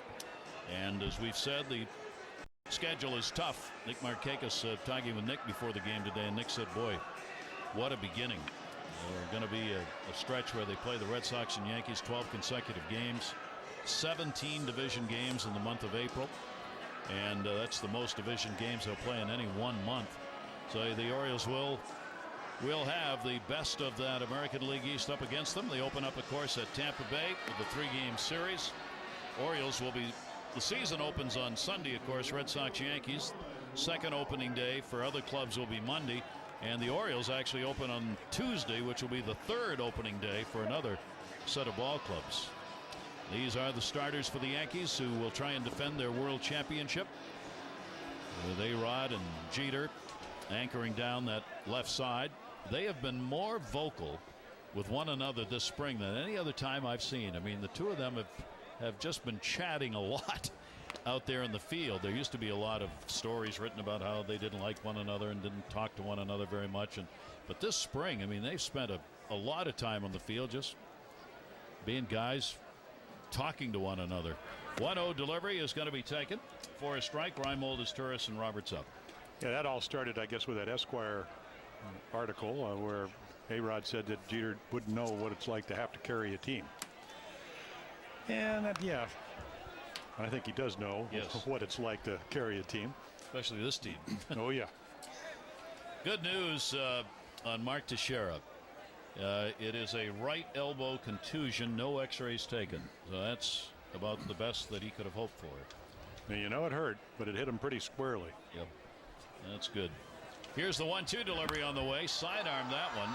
There's a silo shot. Cervelli, wind blowing it. Yeah, he's looking for help because every ball, because of this wind blowing 30, 35 miles per hour, is coming back. You think, and I saw that in the inter-squad game today, that balls that would usually be out of here were actually coming back into play. It's kind of like Fenway Park with that low roof where no ball. Francisco's saying, Alex, come help me. And see Nolan laughing. He had no chance. It's misleading if you're in the batter's box or catching because it's close enough to the stadium where you don't feel the wind at the home plate area. So you think you actually got a chance, and all of a sudden that ball's going 100 miles an hour the other way. 1 ball, 2 strike count. Reimold hit into a double play first time up. Vasquez with a breaking ball. Javier Vasquez, couple of walks, couple of strikeouts. He has been able to pick up ground ball double play in that second inning when the Orioles did get a run. The Orioles had 2 doubles in the inning. 2 of their 3 hits put together there. There's another one back. Yeah, see, he knows. He just sprints back, and Francisco's Cervelli sprinting back to the net. He ran over to the dugout. Yeah. Look at him laughing. Well, it's blowing the left, so if it's over your right shoulder, you got to turn around. Let's see. Okay. Watch him go. There we go. He knows it's going out to left field, and maybe it'll come back. This one didn't. If there's any chance you want to have an angle as a catcher, and that would have given him an angle on a ball that would be coming back towards him rather than in over his head. That one in the air down the left field side and near the pole. That is going to be a fair ball right off the base of the wall at the 340 mark. And Reimold wins that battle. He's got a leadoff double. Well, they try to get him out with breaking balls, and of course the capabilities of Javier Vasquez is that he can do that, but watch him stay on this. Now you're trying to cover the whole plate. Now it's not a bad pitch, but again, Reimold's a big, strong guy. Terry Crowley, the Oriole hitting instructor, says, you know, he can hit home runs without trying to hit home runs. Now, the ball doesn't go out, but he gets an extra base hit. So Orioles trying to climb back into this game. Orioles have picked up the 3 doubles. So Roberts, 4 doubles. All their hits actually have been doubles. Roberts, Tejada, Wieters, and Reimold. Here's his Torres popped out his first time up. Gets that one in the air to right center field. Dolson going back has got it, tagging up as Reimold. He'll get to third easily, and 1 away here in the 5th inning. So the Orioles with a chance to get another run in as Asturias moves the runner up. Runner at third, 1 down, and the top of the order, Brian Roberts.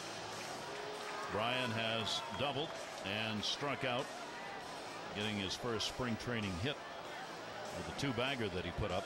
The Orioles have had their problems offensively this spring so far. They're hitting only .249.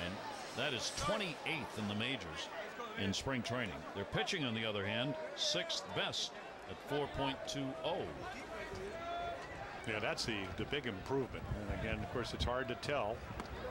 You don't face major league players, but at the end of the day, I mean, look what the Yankees did, the Red Sox and the Rays, but the Yankees 162 more runs than they gave up. The Red Sox with 136. The Orioles outscored by 135, and that's got to change. And how does it change? Well, you either score more runs. They were 11th last year, 5th in average. But we saw it with the Rangers. Their pitching got better. They got over 500. You've got to have both. Yeah. Jim, well, it would be, I think, ideally. Yeah. You know, the Red Sox had better pitching, not as good offense. Yankees they let in home runs and runs scored. They're pitching about 20 hundredths of a point higher than the Red Sox. I think people forget or don't realize just how offensive the American League East is. Sometimes the pitching in it is so good it gets the publicity. But I was looking at the Yankees led the majors in runs. The Red Sox were 3rd in the American League. The Rays were 5th. The Jays were 6th. I mean, those are all the teams in the East. The Orioles finished 11th in the league in runs scored. But you've got, in that group, you've got the 6 teams, 5 in the American League East, that are in that top 6 in runs. I mean, that's amazing. Well, Toronto, people don't realize they hit over 200 home runs. They hit 209. Only the Rangers they were 2nd, and then the Yankees with 244, number 1. There's that changeup. Yeah. Very offensive division, despite the fact you have such quality pitching with the likes of the Red Sox and Yankees staff, and the Orioles staff certainly should be much better. And the Rays have good starters. Their bullpen was a little shaky, especially down the stretch. That just makes the East that much tougher. It's not just that you've got to be able to pitch in it. You've also got to be able to score some runs. 2-ball, 2-strike count. Yankees have the 5-1 lead. Runner at third base. Brian Roberts trying to get Reimold in. Yankees infield shifted here. A-Rod over towards the shortstop hole, and Jeter way back at second. Now they're conceding the run in the infield. 2-2. Real battle here with Vasquez, who came back inside on Roberts. Well, he's such a capable pitcher because he can use, and we've seen it all night long, he'll throw his breaking ball, change up in any count. Got one up, and that's the ball that Brian doubled off the top of the right field wall. But he's trying to get him out with slow stuff. Turn it over. Of course, if you've watched Brian Roberts, you don't get 56 doubles not being able to hit the breaking ball. Here's the 2-2 delivery on the way to Brian, and another breaking ball that will miss inside. Brian's had some at-bats against him, 5 for 25 in his career regular season against Vasquez.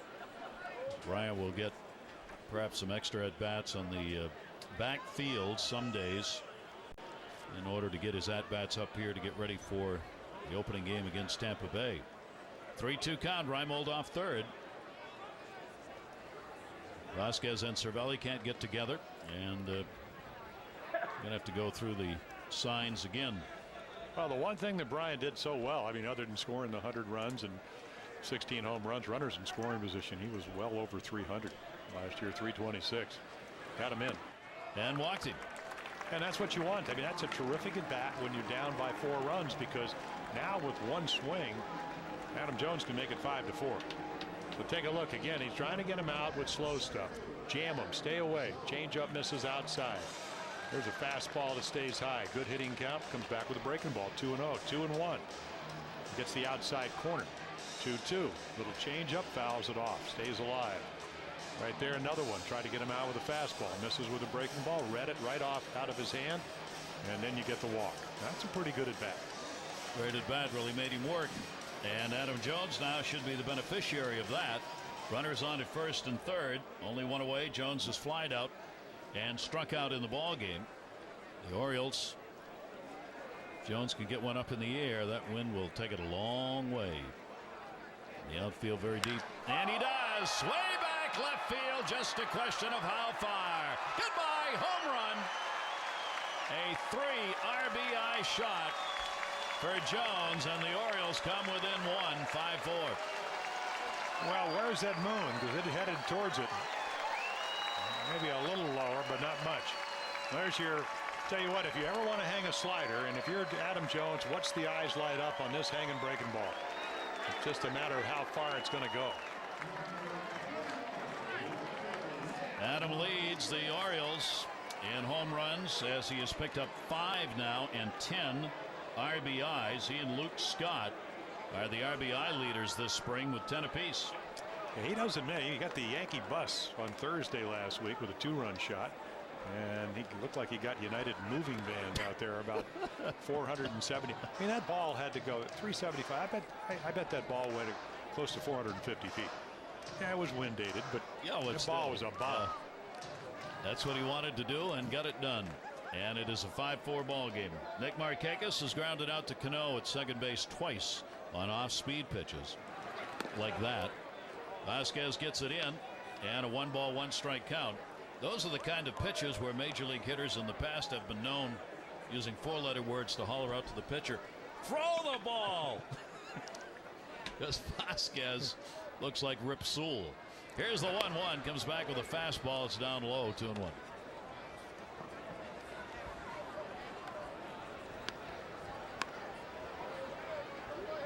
Nick is ready for the season to begin. He really is anxious to get underway against the American League East. Big cut, fouls it back. 2-ball, 2-strike count. A reminder, the Orioles will be coming home after the 3-game series against Tampa Bay to face Toronto. That Friday the 9th is a day game at 3 o'clock, and then Saturday night and Sunday afternoon, and they'll stay home to play Tampa Bay Monday, Tuesday nights, and a Wednesday day game on April 14. And Markakis a little bit too much underneath that one. Even that carries to deep center. Wilson is there to put it away. Markakis retired, and there are 2 away. So the Orioles with 3 in Tampa Bay and then 6 at home before they hit the road. Yeah, pretty formidable schedule early on. First off day all the way from the 6th to the 22nd. The Yankees, I guess, they're talking about 4 starters because they have 3 off days early on, so you can kind of pitch around people if you are so inclined to do it. Phil Hughes is going to be their 5th starter. Here's Miguel Tejada, takes it inside. Tejada's doubled and lined out. Numbers last 6 seasons, home runs and slugging. And that slugging usually goes hand in hand, even though he did lead, as we mentioned, the National League in doubles. He tried to launch one and get under it. Jeter's backing up. Tim's coming in, and Jeter's not going to get it. And that's a ball during the regular season. I got to believe Derek Jeter doesn't even think about going after, because he knows that wind is blowing it out to the left fielder. But your job as a left fielder, and of course Tim's a better hitter than he is defensive player. You just come in and bail out. I don't care if Jeter's as good as he is. Nobody goes back better on a pop fly than Derek Jeter that I've seen recent years.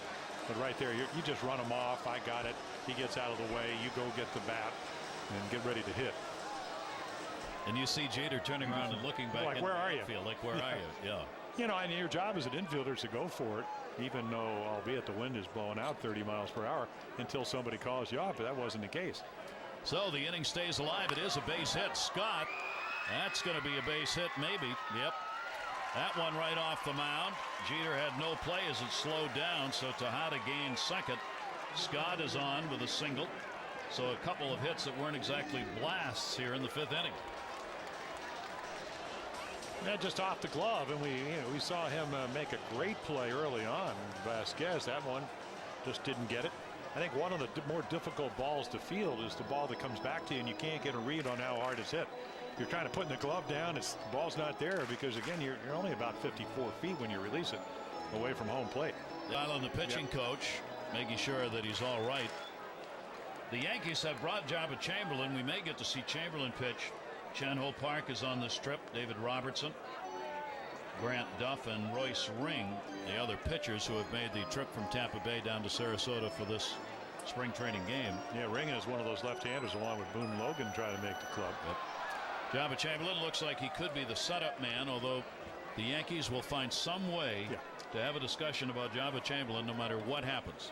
Even after he lost his chance to be a starter, then the question is, what's he going to do? Dave Island, the pitching coach, said in the newspapers he's going to be the setup guy, but the GM and a couple of other coaches are saying, wait a minute, he's probably going to be a long man. Which he could do all of those things. I mean, yes. he can start. He's got starter stuff, even though maybe his sequencing, again, because of his lack of maturity, in a sense he just doesn't have enough innings. But we saw him start some games last year. And don't you think Jabba Chamberlain needs to be given a job and given a chance to just settle in? Well, you would think so. I mean, he's one of the best 8th inning guys around. Yeah, whatever it is, just let him be something. Well, but that's not enough drama. Not enough drama? Okay.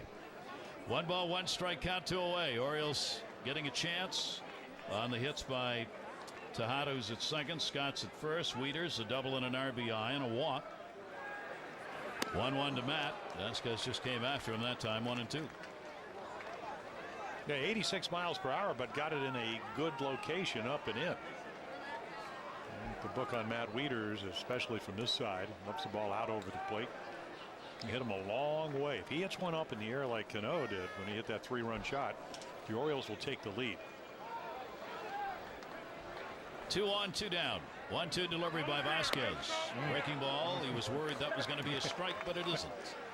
That's one of the ones you take, you kind of good hitters have separation. Get that front foot down, hands go back, and then when you take that pitch that's that close, you're just waiting for a sound. Please don't say strike. Takes the count to 2 balls and 2 strikes. Matt off the right-handers, 313, 248 off left-handers last year. 2-2 delivery from Vasquez and came up and in. So Wieters is out of there, but the Orioles right back in the ball game as Adam Jones delivered his 5th spring training home run, driving in 3 and making it a 5-4 game. For 20 years. Is complete for the Orioles. He ends up giving up the 5 runs, only 3 hits over 5. Robinson Cano, the big 3-homer blast that came in the first. Vasquez on the other side, helped out by the D. 3 walks, 3 strikeouts, but with Wieters getting an RBI early, Adam Jones in that last half inning a 3 RBI homer. And even the moon's blowing around with this wind. 5-4 Yankees. News Mark Hendrickson. Yeah, the big guy at 6'9", lives right up the road from Baltimore in York, Pennsylvania, even though he was born in Washington, Mount Vernon. Nice year for the Orioles last year. More wins than losses. ERA, at 4.37. Very good out of the bullpen. A couple of good starts. You can see a finesse guy. Not going to strike out a lot of guys. Not going to walk a lot of guys. But again, just, has a great idea of how to pitch. And that one changeup, always, if you're a hitter, in the back of your mind. He's all set to be a part of the bullpen. Could do long work if needed. He faces Cervelli, who will take it down low. Hendrickson is working in his 6th game. He's worked only 7 innings, given up a couple of runs on 7 hits. He has struck out 5 and walked 2 on the spring. Cervelli will bloop that one to right field. And that's going to fall in for a base hit. Cervelli's on for the third time. He's been hit by a pitch, walked, and now singles. The Junior Orioles Dugout Club, presented by Chick-fil-A, perfect for fans 14 and under. Kids are going to get 10 game tickets, a Dugout Club hat, membership card, and a lot more in that great customable lunchbox. Is that a word? All for only $17. Family and friends are going to get tickets for just $6. So get the kids in there. 888-848-BIRD, Orioles.com, or any Chick-fil-A location. Customizable. Runner goes. Throw down is not in time. Cervelli gets the stolen base. Yeah, you know, you look at Francesco Cervelli and you say, well, he's a good catch and throw guy, but he's also a good running guy. And there, a breaking ball picked the perfect pitch to throw. A nice throw by Wieters, but again, the breaking ball gets there a little bit longer. So again, if you can run a little bit, and Cervelli can do that, how many backup catchers have that kind of speed? How many catchers? Here's the 0-1 delivery. Well, we know that regular guys don't. Well, you know, even though such a beating, don't remember John Wathan? I mean, yes, he's so like, sure. you know, played for Kansas City. Everybody ran on that team. Yeah. Well, except John Mayberry, but he didn't run. John didn't have speed. John Wathan. Oh, he did. He stole 20-some yeah. bases one year. 1 ball, 1 strike count. Runner on his second base. Yankees getting just their 4th hit on the single off Hendrickson. Greg Golson has had a single and he has struck out. Well, his job is to hit it to the right side here. He's, as we mentioned on Thursday, the ratings from 20 to 80. That's your best in capacities. You know, what kind of, if you're a fastball pitcher, what's your fastball? It's a 70 or whatever. He's an 80 speed guy. Top of the ladder. That means you can go get him. Golson played in the Texas organization, AAA, where he hit .258 last year. And 40 RBIs, couple of home runs, 17 doubles in Oklahoma City. 1-2 delivery to him. He gets it not very deep into right. Nobody's going to run on Markakis that shallow. So he does not get the job done. And there's the first out here in the 6th inning. Golson will head back and Derek Jeter will head up. Jeter has lined out, hit into a fielder's choice,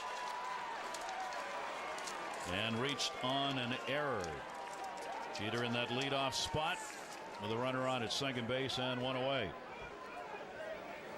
Hitting .237 this spring, coming into the ball game. No home runs, 5 RBIs, 1 extra base hit, a double for Jeter. .334 on the year. That was his collective average. .395 against left-handed pitching last year. Boy, what an incredible year he had. And Jeter will take it for a strike.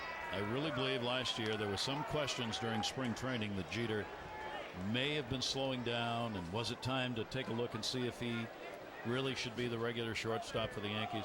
I think that just got under his skin and made him just a fireball for the year. Just watch this, because that's the way he gets things done. The 0-1 taken down low, 1-1. Yeah, not a lot of comment. I mean, you know, he read all about the fact that he may have had maybe the poorest range of shortstops, and Mickey Kelleher, who really worked with him in his fielding, said he came in, number one, his left knee was healthy, and number two, he really worked on his lower body, his strength of his legs. It's not that he wasn't working on it before, but I think, again, when people write things about you and when you have the kind of pride, you know, that's going to get you to Cooperstown, you notice those things. You may not ever let anybody you know. No, absolutely not. No, you just go out and play the kind of year he had. And that's exactly what he did. Cervelli's on his second base with 1 out. Jeter with a 1 ball, 2 strike count. Mark Hendrickson will have to wait as Jeter steps out. Great to have you with us here in Sarasota. Barry Thorne, Jim Palmer, Amber Theo Harris, joined by Murray, Ben McDonald. Mike Boddicker going to be in here in the bottom half of the inning. Brady Anderson later on. And a chopper towards second base. High hop. Roberts will get it there in time. Over to third base goes Cervelli. Now there are 2 down. Yeah, big out right there for Mark Hendrickson. Makes a nice pitch, gets ahead. As we mentioned, not easy to be able to get Derek Jeter to bounce out. That will bring up Nick Johnson. Johnson will stand in with a runner at third base, and there are 2 down now. He gets the RBI opportunity.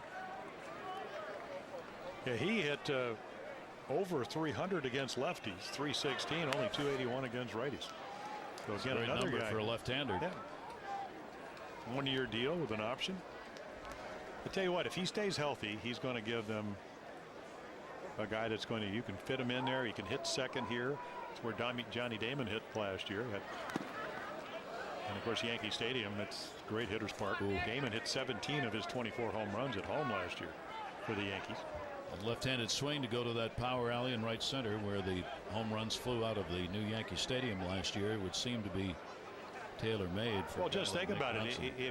If Jeter gets on, then you have to pitch to Johnson in a sense, and then right behind him is going to be Alex Rodriguez and Teixeira. So who do you think is going to get some pitches to hit? Yes. Now, a lot of guys need that position in the lineup to be able to get pitches. I'm just wondering. I mean, he could hit anywhere in the lineup. He's going to get pitches to hit. That has that kind of plate discipline. He's walked twice and struck out.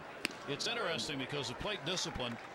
You wonder whether or not he may have to give in a little on that and be willing to swing at a few more pitches because he's going to have so many chances. Maybe not look for as many walks and be less concerned about the on-base percentage and more concerned about picking up some RBIs and moving hitters around in front of him. 2-2. Runner at third. That'll miss. Goes full. 3-2.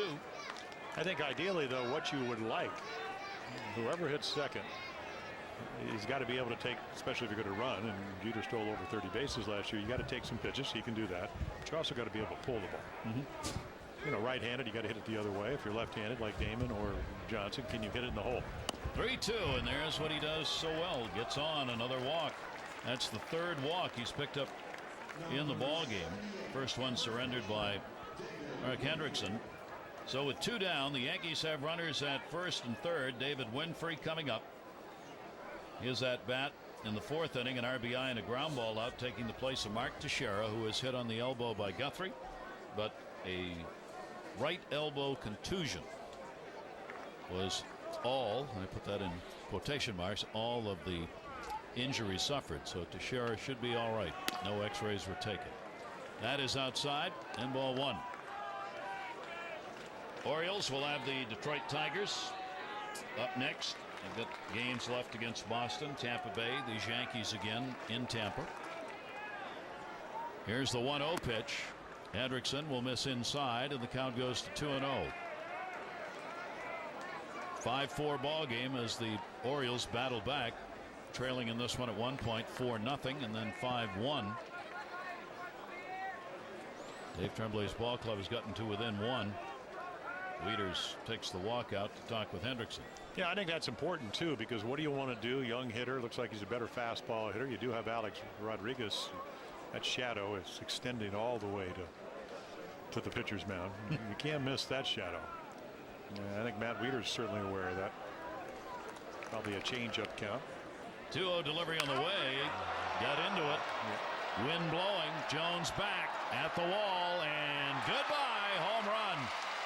That one hitting off the batter's eye black out there as David Winfrey picks up the homer. Well, it wasn't a changeup. It was a fastball and a fastball count, and it ends up right down the middle. And on a night like tonight, when it's blowing out 20 to 30 miles per hour, if it gets up in the air, it's going to go a long way. And Adam Jones runs out of room. And on the green hitting background. So the Yankees extend that lead to 8-4 on a shot that comes after the walk to Johnson. So A-Rod's up with the bases empty, 0 for 3, is struck out, grounded out, and flied out. Winfrey takes advantage of some at-bats that he had no expectation of getting in this game. And Winfrey gets his first spring training home run and now has 5 RBIs. 1 ball, 1 strike count on A-Rod.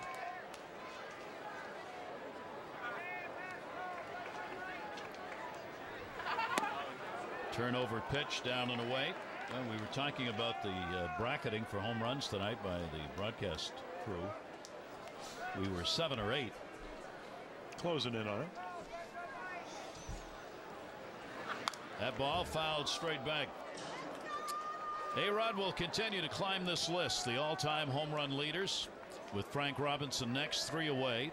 And then you get over the 600 mark. Sosa, Griffey, Willie Mays. And then way up there. And then way up there. 1-2 delivery. And that's taken inside. 2 ball, 2 strike count.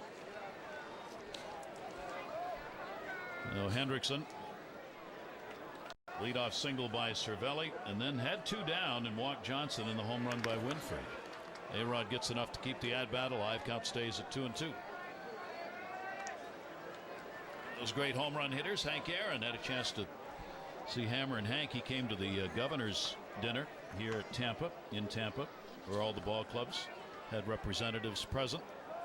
Florida spring training, the governor present, and Hank came, he and his wife, along with the commissioner, Bud Selig. Pitches inside. Hank's doing a lot of charitable work, and his wife a major part of it for youngsters, not just in sports, but education-wise with scholarships. Yeah, he lives in Atlanta, but also lives in West Palm, not too far from where I live. 3-2 delivery on the way, and A-Rod to third. That's going to go through for a base hit. Well, on a night like tonight, single is not a bad thing. Though Rodriguez gets his first hit of the ball game, he's on with 2 down. Last 3 hitters have reached against Mark Hendrickson, and that's going to be it. Rick Kranitz is on his way out. Hendrickson will come out of the ball game, and the Orioles will go to the bullpen. Yankees now with 8 runs on 6 hits in the game, and 2 3-RBI homers. Cano got his in the first, and David Winfrey gets one here in the 6th. And now Matt Albers, who more than ever looks like he will be on the roster for opening day, will come out of the bullpen. Hi, I'm Luna. I'm the other guy.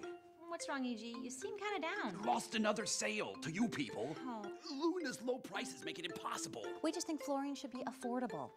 And Luna's lifetime installation warranty. Yeah, we'll return for the life of the floor to make it perfect again. For free. How am I supposed to compete with that? Right now, save up to $500 off and get your second room of Mohawk flooring free. With Luna, there's more to love for less. 877-241 Luna. A train home feels just right. Year in, year out. Warm in the winter. Cool when it's hot. Using up to 60% less energy. And that's just right. Get up to a $1,500 federal stimulus tax credit on the purchase of a qualifying train system, plus special term financing with low monthly payments. Visit train.com to locate an independent train comfort specialist near you. It's hard to stop a train. For 20 years, Outback Steakhouse has proudly supported our troops. Now, we invite you to join us. Come into Outback this March and order off our limited-time red, white, and bloomin' menu with our signature entree starting at $9.95. And you'll help us donate $1 million to Operation Homefront, an organization that provides support to our troops and their families. So please join us this March and help us say thanks for giving. Outback, welcome home. This copyrighted telecast presented by authority of the Orioles may not be reproduced or retransmitted in any form, and the accounts and descriptions of this game may not be disseminated without the express written consent of the Orioles. Matt Albers out of the bullpen. Runner on at first base, 2 down. Yankees 3 runs in here in the 6th inning.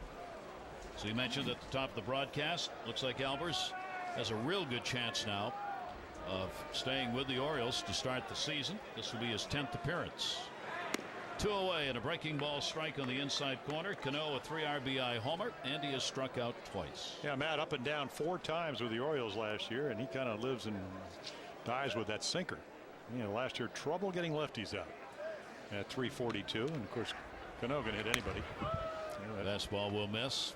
Albers gets the chance. Well, I mean, 1 because he was in a battle for it all the way along. He's given up 3 runs, 11 hits, and 10 2/3 innings. 2.53 ERA this spring, but looks like Koji Uehara is going to have to go on the DL. Just hasn't been able to get the work in.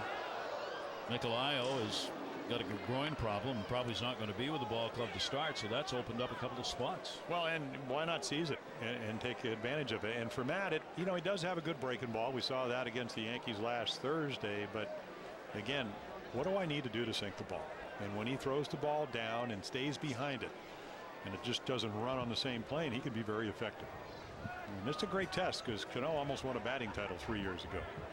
1-2 delivery to him will be fouled away. Cano with a big cut. Yeah, well, he got away with that breaking ball that stayed up. But already seen how good Robinson can hit the high ball. Took a 3-1 fastball in the middle of the plate and launched it into the air here. 3-run home run to left center field.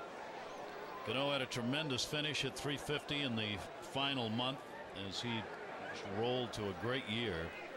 1-2 delivery on the way, grounded towards short as Torres bobbles, got to go to first and just gets it there in time for the out. But 3 runs are in as David Winfrey delivers the 3 RBI homer in the 6th. 8-4 Yankees.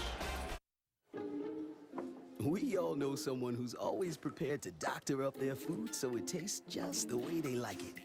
But there's no doctoring needed with McDonald's new McBistro chicken sandwich. Juicy grilled or crispy chicken breast, perfectly seasoned and hooked up with deluxe toppings, plus white cheddar.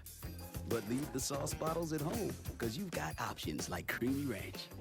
Honey, you're not gonna be needing that. She's right. I told you. Masson is. Goodbye, home run, grand slam. How far will that baby go? Every home run in HD, every game in HD. Orioles Rays opening day is April 6th on Masson and Masson HD. Be there. That Rock Cabaco sure is dedicated. Reporting from spring training. Covering the O's workouts. Interviewing players. Attending spring training game after spring training game. Filing online report after online report. The hours. The sacrifice. The threat of sunburn. It's a tough job, but somebody's got to do it. School of Rock. Lessons from spring training at MassonSports.com. Be there. Maximum Nolan. Maximum Baseball. Maximum Access. Masson is your Maximum Access Sports Network. If you can name all the craters in view right there, we have some free tickets for you. But you can't do that, of course. It is an 8-4 lead. Yankees over the Orioles, and delighted tonight to have with us Mike Boddicker. Mike's going to be joining us as we roll along in the season. He'll have things to say about the game and we'll see about Jim Palmer. Well, yeah, just impressed to be sitting by this tremendous pitcher that you should be. He took good care of me when I first came up. Weren't you the last 20-game winner for the Orioles, though? Oh, geez, that's enough of that. Yeah, we need somebody. I told Millwood in the clubhouse, somebody needs to step up and take me off that trivia question. Well, he's certainly capable of doing it. Yes, he is. He's going to get the innings. If they score him the runs, at least he's going to put the innings up. He always has. Mike will be joining us as the season rolls along on the TV side, radio side, pre- and post-game shows, and as an analyst at different times, and be part of our Masson broadcast crew as well. There are the numbers on Mike. That 20-11, 84, leading the American League with a 2.79. And now he gets to talk about the guys who are out there playing the game he used to play. Yeah, it's kind of fun, though. You got to roll with it. You got to change. The game of baseball's changed a lot. Either you change with it or you become a dinosaur, and I'm kind of caught in between. Yeah. You were doing radio in Kansas City. A little bit of radio there, yes. That's why the headphone thing, I usually have one ear off. I'm not used to it, but it's fun. It's fun to analyze. You get in trouble sometimes by giving your opinion. No. Well, I did back then. Well, you're an analyst. Yeah. It didn't work that way. No. Some people didn't like to be analyzed. They do not like to be second guessed. What a surprise. No, it's more of an opinion thing. It's not really second guess. It's opinion. Right. You know. Well, what is baseball if not second opinions and second guessing? I mean, that's part of the game. It is. Every fan does it. That's right. Every fan does it. We're a fan of the game. I think we should have that right. It's just the nature of the beast. If you're gonna take the job as a manager, a GM, or even an owner, you're gonna be second guessed about what you do. Sure. Doesn't make you right or wrong, but you have an opinion. 2-2 is gonna miss outside. 3-ball, 2-strike count. You sound like a psych major. I mean, no, I'm just saying. I mean, gee, thanks, Jim. Well, no, I'm seriously. I analyze. Much. That's all I do. You got the perfect job now. I analyze. That's all I do. Yeah. Well, you know, it's funny. I saw Davey Johnson in New York on Saturday, and when he was managing the Orioles, he said, "Listen, it's kind of like what the late Edward Bennett Williams said. He said most impressive woman was Eleanor Roosevelt. No I's, no R's, no indecision, no regrets. And that's the way you kind of have to manage. Yeah. Because otherwise, everybody's going to second guess you. They're going to do it anyway. Sure. Right. And if you don't have an opinion, then why are you analyzing? That's true. And you're always hired to be fired. That's just the nature of the beast, no matter what job you got. 3-2 delivery on the way, and that one's fouled away. It'll stay at 3-2. The Orioles down here by a score of 8-4. Mike Monica joining us, as he will be doing throughout the season. So there's been 3 3-run home runs tonight. Any words of wisdom for the pitchers tonight, the flingers? Get the ball down, man. That wind's howling out there. We got behind the count. A lot of walks, a lot of hit batsmen. You got to get ahead of the count, change speeds. You know, the stuff that you taught me back when I was 25 and you were 52. And, you know, it's just, how do you look so young yet, Jim? That's what I don't understand. I don't know. Wait till I have some cosmetic surgery next year. That's what the winter's going to be. Next year. What are you talking about, Dad? I brought you some product. What is it? Anything good? Some hairspray. I know it's windy today. I have no hair. Zero. Nothing going on up there. But Mike, we're on television. They already know that. Oh, okay. Okay. Now. Well, I had to tip my head. Did you get this from Jim Hunter? You must have gotten this from Jim Hunter. No, he never goes anywhere without hairspray. Jim says, take this up, take this up, take this up.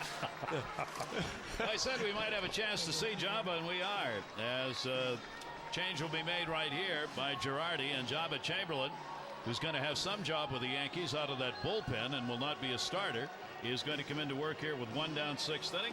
We will be back. Mike Monica hanging with us. 8-4 Yankee lead. Hi, you canceled your cable service? Finally. Good riddance.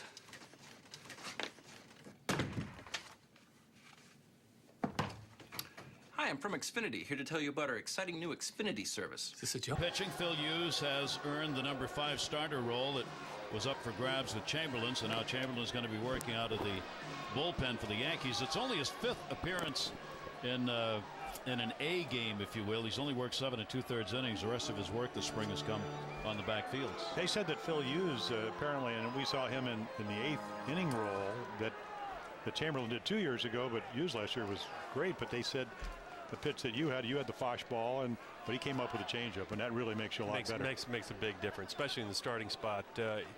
Jabba, I feel sorry for the guy because he doesn't know really where he belongs. He's just been banging around here and there, and he fits in that setup role with the possibility of eventually taking over as a closer. But Reimold off the glove of Jeter, and that was stung. Look how far that went, rebounding to center field. Reimold's got a base hit. Yeah, he doesn't miss too many fastballs in the middle of the plate. I mean, the one thing that I haven't seen, even last year, 2 years ago when Chamberlain came up, and he's only going to, 25 years old, is that he had, 95 to 98, 99. I haven't seen that fastball in the last couple of seasons. But he was very comfortable at least 2 years ago pitching the 8th inning and then again in the playoffs last year. Yeah, he's that kind of guy. I think he likes to come in with it's almost like you're bull rushing, and he goes out there and I think he feels more comfortable just coming in there and just letting it fly as opposed to thinking about. Winfrey bobbles. He'll get the out at first base on his tourist, down to second. Reimold, 2 down. Yeah, we saw him the other day. He forgot to cover first base because he's an outfielder. Yeah, exactly. Outfielder playing first, and you, as we said, you cannot play out of position in this game. But how long, when you came up, did it take you to kind of sequence your pitchers if you were going as a starter? As a starter? I don't know. Every time I'd get up in the bullpen, you'd be pitching, and you'd see me out there, and you'd turn it up a notch, and I never got into the game. So, I don't know. That was the Earl Weaver theory. Get somebody up in the bullpen. You didn't want coming in. And that's exactly right. That's exactly right. No, it was fairly easy for me because I kind of bounced around. I started out with the Orioles as a closer. Can you imagine me throwing that slow as a closer? But anyway, then I went back to a starter, and then I went for relief for a little bit again, then back to a starter. So I was kind of used to it. Plus, I spent some time in the bullpen, and with you and your shoulder and your neck injuries, I was banging around back and forth. So I was constantly getting that opportunity. So I thank you for that. You were like Jabba. Yeah, I really was, except for.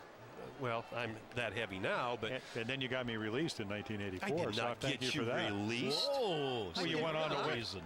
Well, somebody had a pitch.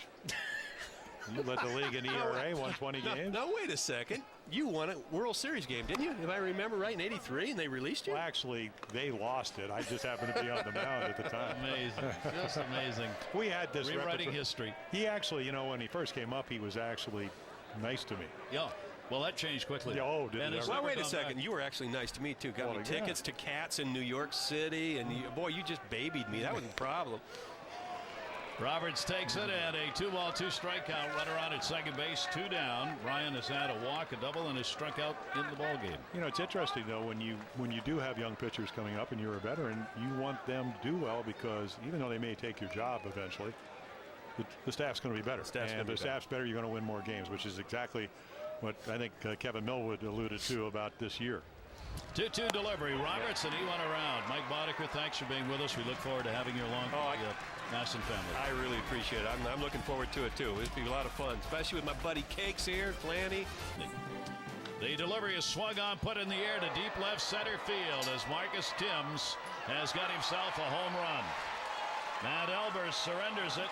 Timms leading off the 7th inning with a long ball, and it is a 9-4 lead for the Yankees. Well, a picture is worth 1,000 words. High ball hitter gets the ball up in the strike zone. Take a look right here. Look at the glove. Matt Wieters down at the knees. You can see our pitch track. It highlights he misses about 6-7 inches. And this guy on a night like tonight, I mean, he can hit the fastball without the wind out, and he just gets a good pitch to hit and doesn't miss it. That's his second home run this spring for Timms and his second RBI. So the Yankees using the long ball with the 3-run homers and now a solo shot. Cano a 3 RBI homer. David Winfrey 3 RBI homer. And this one, Mark Teixeira had an RBI when hit by a pitch with the bases loaded. 9-4, Yankees on top. And Wynn up. Wynn is walked, struck out, and flied out. Well, Matt Elbers came on to get the final out of the last inning, but could not get by Marcus Timms. That one down the left field side by Randy Wynn near the wall. That's going to fall in. Reimold could not get set on it, and that will be a double. That was right at that screen where the bullpen has a peekaboo look. And Reimold a little concerned about going back on that ball. Yeah, well, again, you know, he's got the bad Achilles, but also this is a track that's very heavy. So the wind's blowing out. You don't know where the wall is. The ball he normally catches. And then right here you hit the track, and you know, if you get any footprints, you might have gotten down in one or whatever. But it's a ball that he usually catches, but he doesn't catch it tonight. So that will be a 2-bagger for Wynn. He's on at second base, and Cervelli up.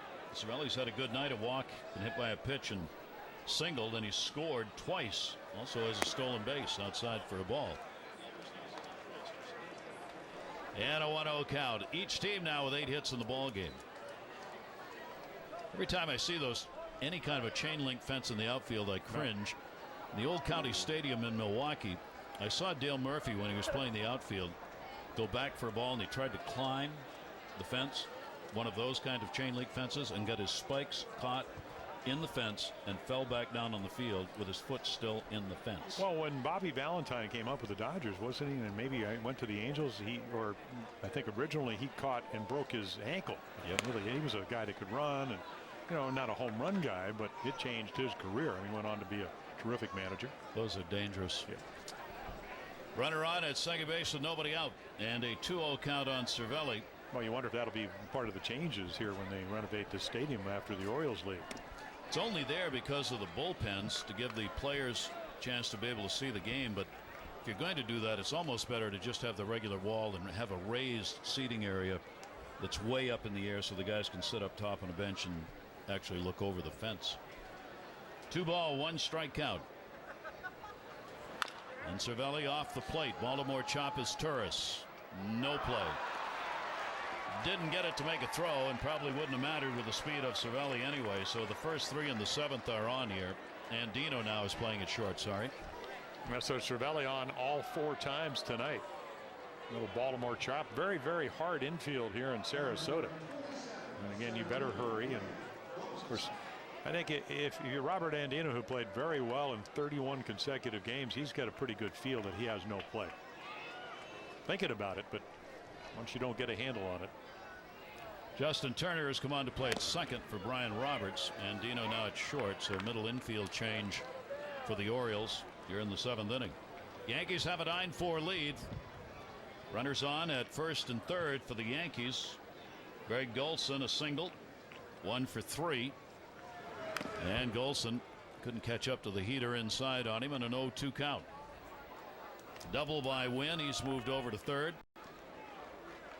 Cervelli with the infield hit. He's on at first base. Even though there's been a lot of rain, you can see how hard the infield is with the chop the balls take. There's been a lot of wind that's dried it out and hardened it. 0-2, swung out and missed. He chased one upstairs that time. Now, if you're a sinker baller, if you're going to pitch up, do it when you're ahead, and Matt Albers was able to do that, and then just run the ball up. We'll take a look. 0-2. And again, the velocity, I think he probably overthrew that. 93 with a sinker, 90 when he tried to go up the ladder. It's never been, I mean, I would talk to people after Matt Albers would struggle last year, and they go, boy, his stuff is good. But they were looking at the radar guns. I think for Matt, again, it's does the ball sink and can you make good pitches? One down now, first and third. Derek Jeter. See, he should live right in that area, even if it's Derek Jeter. Got to be down. 4, reached on an error and a fielder's choice. Down, down, down. Jeter took one of those home run cuts on that one. Cervelli's stolen a base. He's at first. Here's the 0-1 delivery. That comes inside. Jeter backs off. And the count will go to 1-1.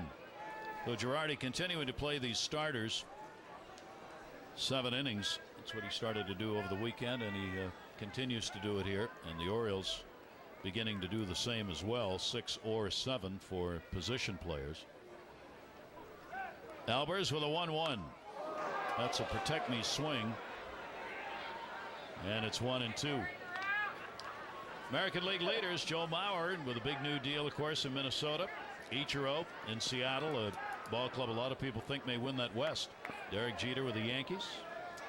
Cabrera with Detroit, and Michael Young with Texas. Leaders in the average department in the American League. Here's the 1-2. And a breaking ball he stays away from. 2-ball, 2-strike count Jeter. Great for baseball that Joe Mauer got the deal done and will be with Minnesota for, I'm sure, a career now. About $23 million a year. 2-2 delivery. That's going to be a tough play. Turner, ball stayed with him. Wow. Goes to second base.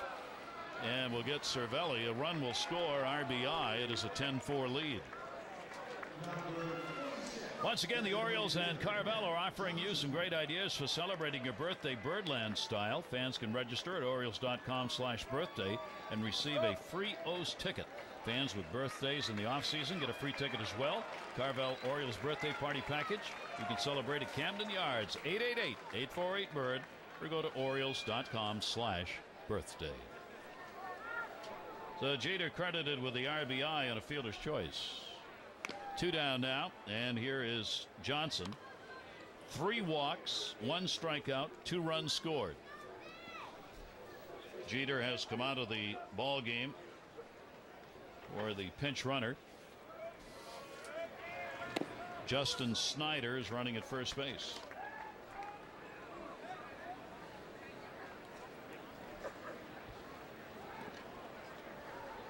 One ball, 1 strike count, 2 away. Yankees have been their opportunistic selves in this ball game. Reimold. Johnson and the Yankees are retired, but they add the run as Timms led off the inning with the homer. It's now a 10-4 Yankee lead. One of the great leadoff mans in Orioles history. Looking at Brian Roberts and what he's done for this team, how important is it for the Orioles to have him back and healthy and out there on opening day? Brian's unbelievable. You know, I think he's one of the most underrated players in baseball. You know, he's clearly one of the best leadoff hitters in the game. One of the best second basemen in the game. His track record the last 5 years has been phenomenal and largely unnoticed, and I plan on changing that. All right, well, we look forward to your insight out there in the booth and down here on the sidelines with you. Thanks a lot, Brady. Appreciate that. All right, let's go back to Gary and Jim. All right, Amber, thanks very much. Chan-Ho Park has come on to do the pitching. Java Chamberlain worked 2/3 of an inning and gave up a single coming off for Vasquez, who did a great job, 5 1/3, 4 runs, 7 hits, walked 3, struck out 3. John Weber has come on to play in right field as Wynn is out of there. At third base, Marcos Vesciani, I hope, Here's the Markakis on a check swing and a strike called. There's a pronunciation guide for everybody except him, so I apologize. But he's playing at third base. What's his first name? Marcos, which is what he'll be known as on this broadcast, actually. Yes. 1 ball, 1 strike count. Markakis get jammed by Chan-Ho Park. 0 for 3 in the ball game for Nick. Yeah, we saw Park last Thursday, and he had really good stuff. You know, great changeup, great downer. We just saw it. Good breaking ball. Fastball was as high as 93 with good location. Joe Girardi just can't say enough about Chan-Ho Park. He is really excited. Ball gets away, and that will move Montañez down to second base. Montañez on for Jones, got that single. Girardi just is so happy that Park is available and has had such a good spring for him, and loves, as we mentioned, the versatility that Park can pitch about anywhere in the ball game, including a start. Well, he really could. He could be a spot starter. He can be a long reliever. He can, pitch the 7th and 8th innings. He can pitch more than 1 inning. I think his stuff is about, at least it looked on Thursday as good as I've ever seen it. I agree. A 2 ball, 2 strike count on Markakis, runner at second. He won 15 games years ago for the Dodgers, and it was always a guy that pitched very well at Dodger Stadium with a high mound and had trouble on the road. But again, I was very impressed with his stuff. Chan-Ho Park, 3 ball, 2 strike count. Orioles have actually out-hit the Yankees 9-8, but trailed by 6 in this ball game. And swung on a miss. Markakis is the first out here in the bottom half of the 7th inning. Visit the official online shop of the Orioles at Orioles.com for authentic spring training gear, clubhouse caps, t-shirts, batting practice jerseys, and a whole lot more. Spring training gear from the source at Orioles.com shop. Do it today. 1 away. Double single and a line out for Miguel Tejada. Miggy takes it inside for a ball. 8,208 on hand for this ball game. It is the largest crowd in Ed Smith history. It is the 5th sellout of the season for the Orioles. That ball towards the hole, backhanded, knocked down. No play to be made. So the Orioles will have an error to work with. Yeah, I suppose they could give him a hit because it's hit sharply, but again, a very fast infield, and that ball comes up. Anytime you backhand the ball, if it comes up at all, very difficult to actually get the good part of the glove on it. That just comes up and ends up getting the heel of the glove. Well, the Orioles, with only 1 away, have runners on at first and second base. And Luke Scott. Scott has singled and grounded out twice. And that pitch down low is Park having some location problems here. Has buried a couple on Cervelli, who's had to make a couple of nice blocks.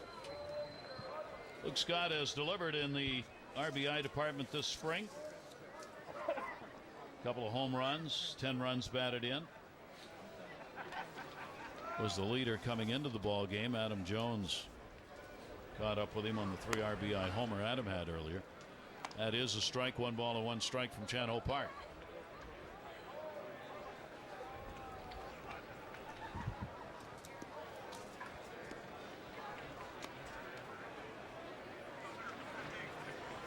One and one, runners off first and second. And that's going to be blooped to short. Infield fly rule in effect. 2 down. Well, we've seen Vasquez tonight. He started for the Yankees, and then right there, Chan-Ho Park. He throws him a first pitch change up to Luke Scott, and then throws the fastball right on his fist. Romero Pena coming up with it at short, and Park now with 2 down.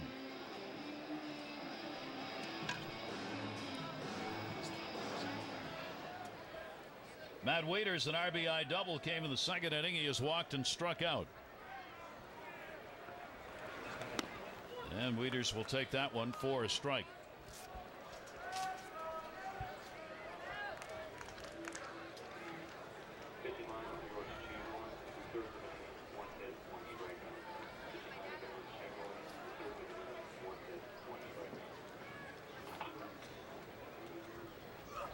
And the 0-1, that's going to miss down low. 1 ball, 1 strike count.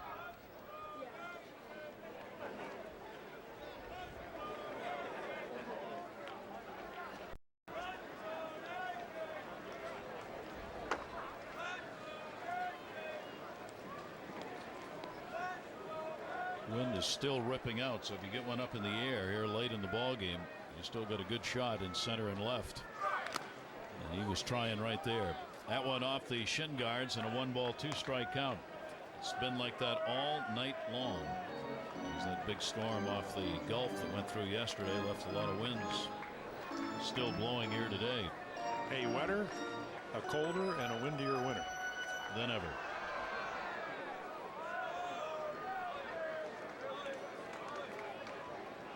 One-two delivery. Inside corner. The Waiters is called out. Park works his way out of that jam. Orioles will leave a couple on. 7 complete. The Yankees have the 10-4 lead. Hi, you canceled your cable service? Finally. Good riddance.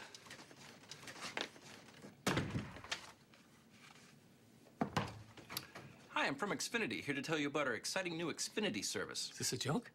No, sir, Xfinity is not a joke. It's an exciting new brand that we just invented when we wanted. Don't be fooled. Xfinity is Comcast, and Verizon Fios has 4 times more very satisfied customers than Comcast. This is beyond cable. This is Fios. One swing can change a game. Adam Lynn, the little-known lefty, hit 35 homers and drove in 114 for the Jays. One pitch can change a game. Brian Mattis held lefties to a 200 batting average last year. Every game has a defining moment. Lind Mattis. Who will own it? Orioles versus Jays, April 9th at 2 on Masson and Masson HD. Be there.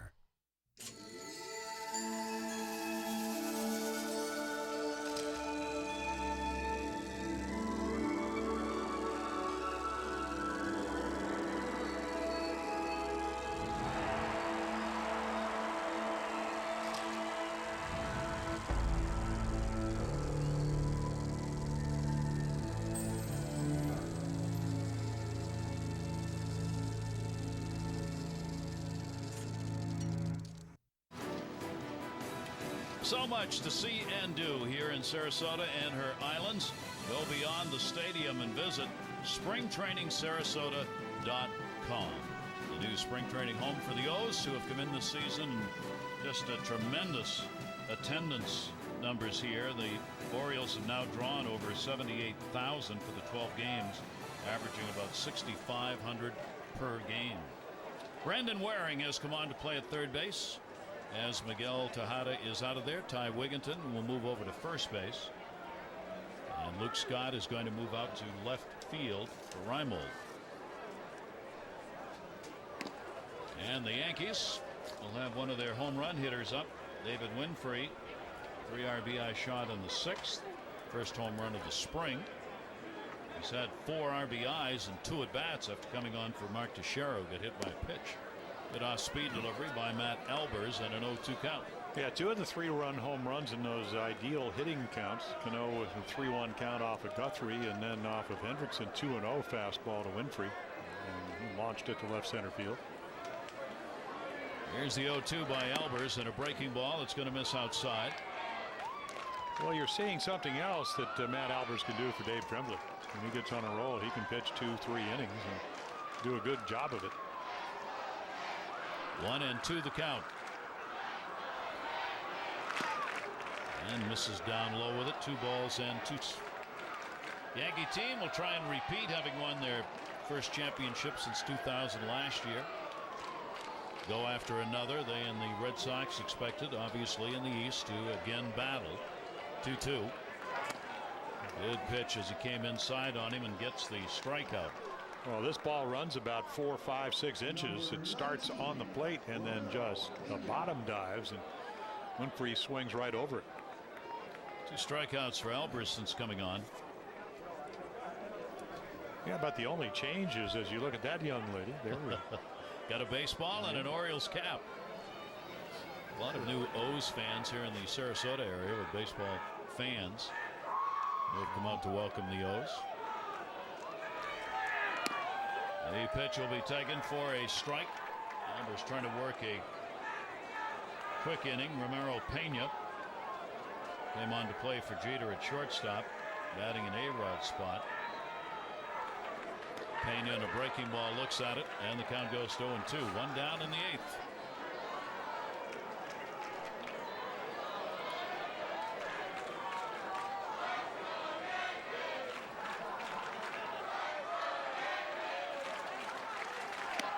And an inside corner strike.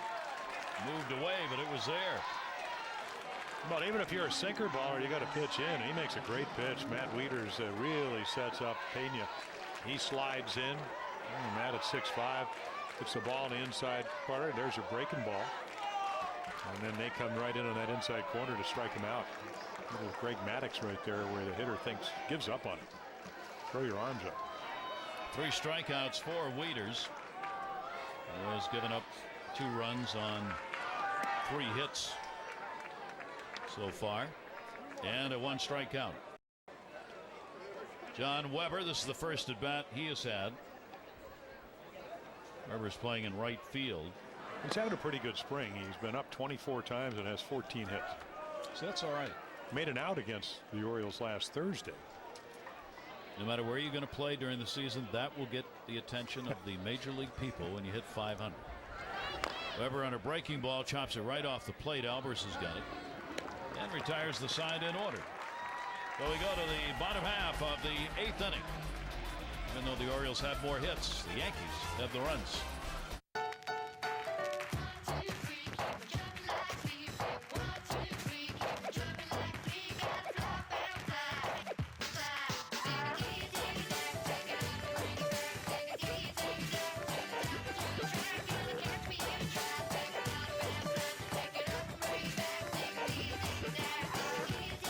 Drink for your feet. With ZigTech, I get more train, less pain.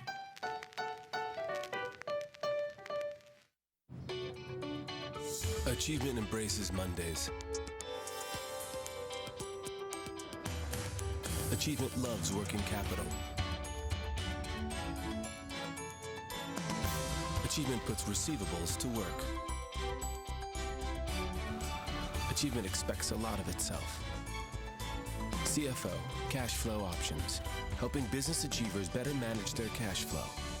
PNC, for the achiever in us all. Everybody moves to their own groove. Why not make it a healthy one? By eating right, exercising, and seeing your doctor. Once these simple habits become part of your everyday routine, living healthy becomes just plain living. Maryland Physicians Care can help you get into a healthy groove with free health care and no copays. MPC and its Healthy Groove program serve children, pregnant women, and adults 19 and over. You may qualify. Call 1-877-877-0997 today. Third of 4 meetings. Yankees have the lead in it for spring training games between these two teams, 10-4. We will get a new catcher. Pilateri coming on. P.J. Pilateri will do the catching. And David Robertson will be doing the pitching. Chan Ho Park an inning, a hit, and a couple of strikeouts. Yeah, started last year at AAA, came up to the Yankees. I mean, look at that, 63 strikeouts, 43 2/3 innings. Not a lot of walks, less hits than innings pitched. This will be his 7th spring training start. We saw him last Thursday. Throws in the low 90s, big overhand curveball, occasional change. Those strikes. That's what he's going to try and do here as we watch the Orioles try and come back. Moore is going to get his first at bat. As he comes on, Scott will hit in the DH role. Garrett Atkins had a walk, fielder's choice, and a ground ball out in this one.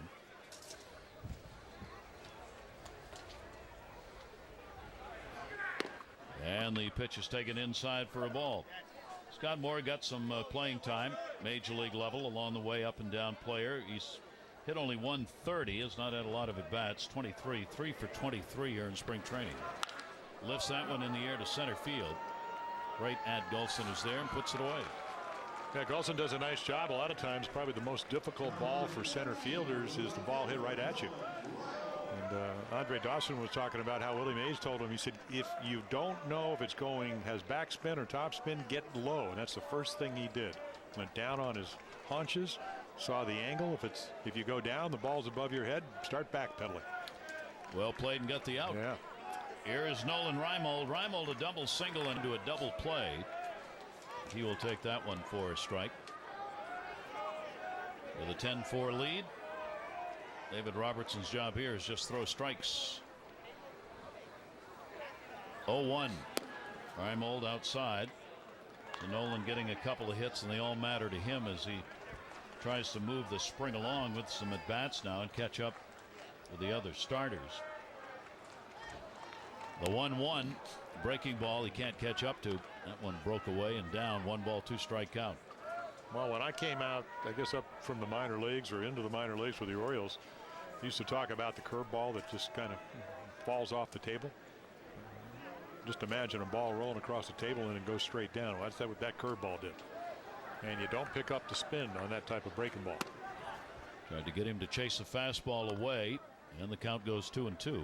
Well, what I looked at tonight is that it seems that Nolan is running well again. Whether, and of course we saw even with a painful ankle that needed the Achilles that needed surgery, he ran every ball hard, and you never know it. Getting all kinds of treatment, but that's what I look for. Watch him running down the line. One of those ground ball outs tonight. He had into a double play, but he got down the line in a hurry. Double was an easy stand up. Takes that one high in the air. Will the wind carry it far enough at the wall and right off the top of it? Golson there to get it. It'll be a double.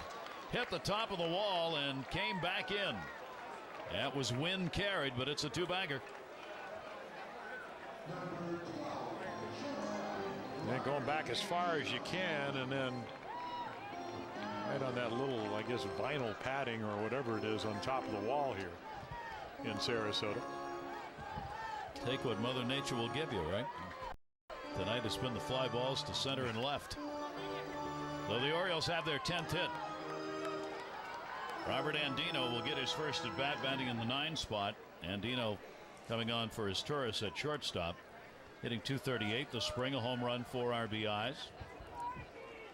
He's had 3 doubles, triple, along with that home run for extra base hits. Andino again is going to be the middle infielder on the bench for the Orioles, as expected. Ty Wigginton, the corner man, a middle and an emergency for the Orioles on their roster. Reimold and PA with that left field job up for grabs. Swung out, a missed on a fastball. One will be on the bench and one out there, and the backup catcher has not yet been announced yet. Yeah, I watched Craig Tatum. He caught Brian Madison at the inter-squad game today, and he made a terrific block of home. He throws well, hitting pretty good. Derek Riley said his swing has come around. Chad Moeller, of course, all the experience. And got him on a call, 3rd strike.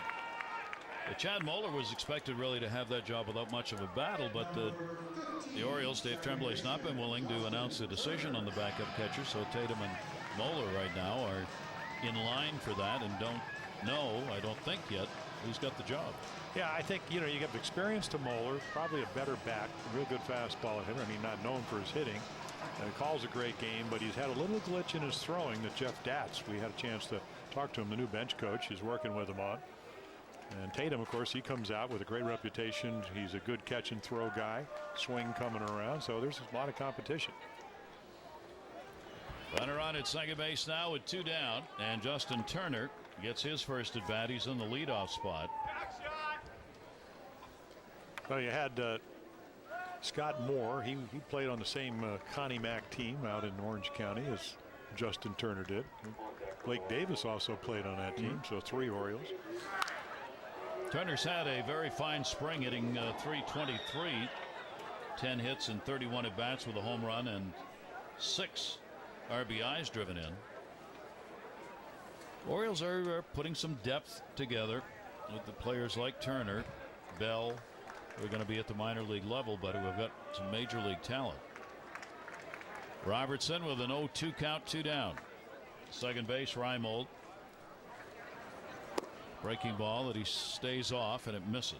And a 1-ball, 2-strike count.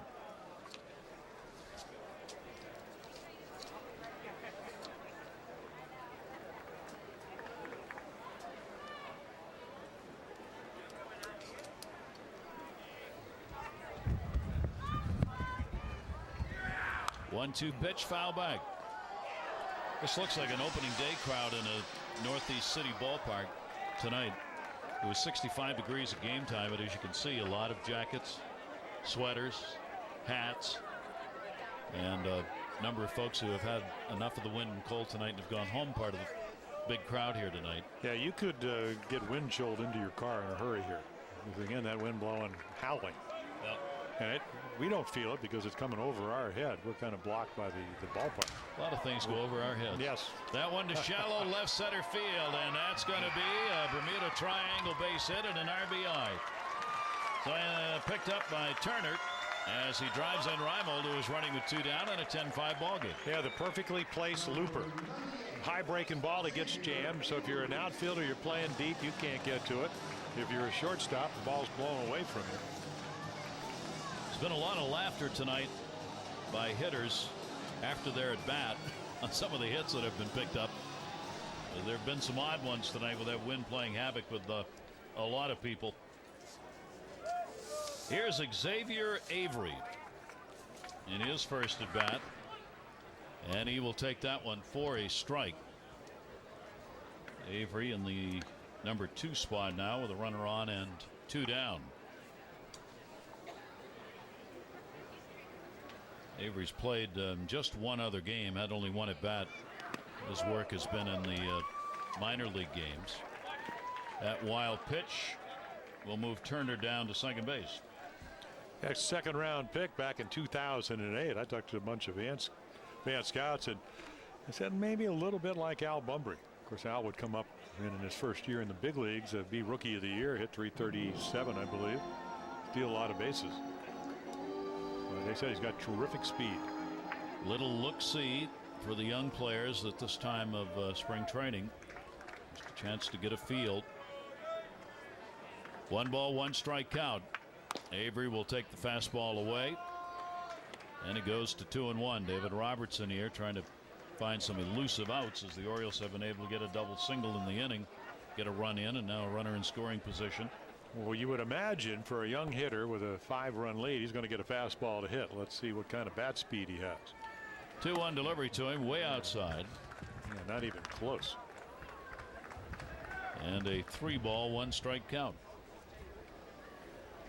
Sometimes very tough this time of spring training, these kind of games. Someone like David Robertson to just maintain the focus and getting these outs and throwing strikes.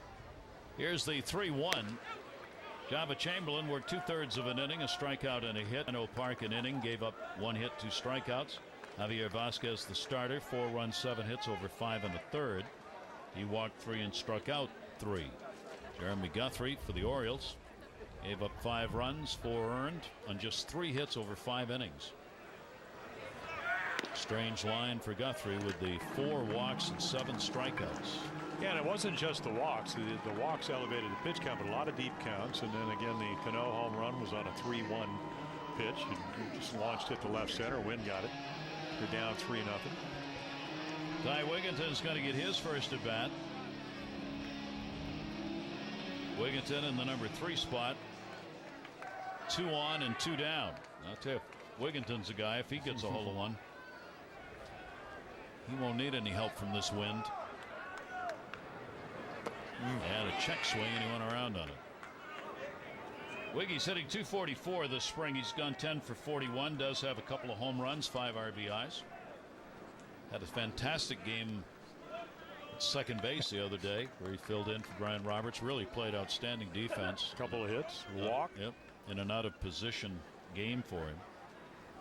Here's the 0-1 delivery, and Wiggy late was guessing something slower, foul tipped at 0-2. Well, after that first pitch curveball, which was thrown about as well as you could ever throw a curveball, reminded me of Bert Blyleven. I think maybe you might just thinking that might come again. And he threw a 91-mile-per-hour fastball. He swung when the ball was in the glove. Runners off first and second. Wigginton Up in the air, center field. Olsen is there, and that will do it. Orioles will get a run on a couple of hits and leave 2 on. The Yankees maintain the lead 10-5. To me, there is no offseason. Matt Wieters, bases loaded, nobody out. Every day is an opportunity to get better. Back it goes. It is gone. Wieters hits it out the opposite way. Sure, games don't start until April, but who wins them is decided right now.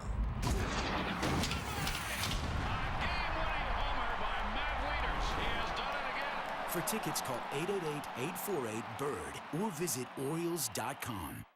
Masson is Maximum HD 162 Orioles games, Maximum HD 162 Nationals games, Maximum HD, more baseball in HD than any regional sports network.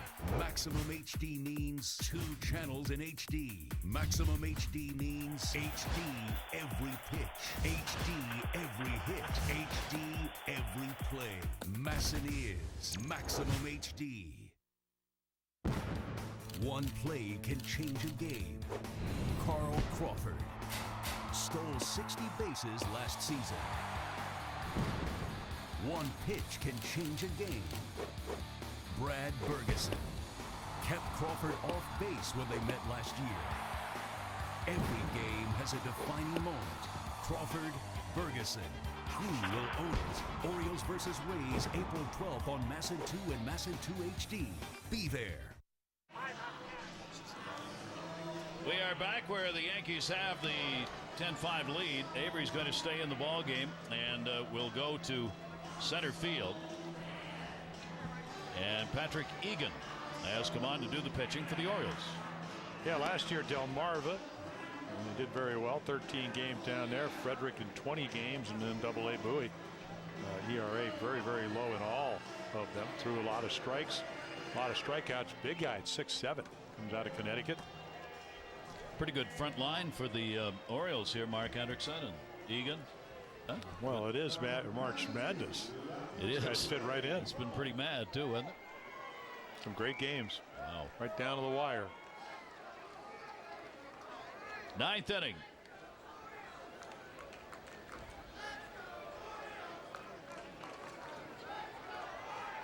Egan gets an opportunity to pitch here.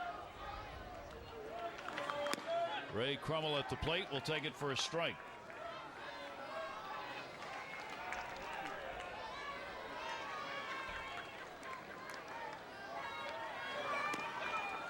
Crummell takes that one outside for a ball.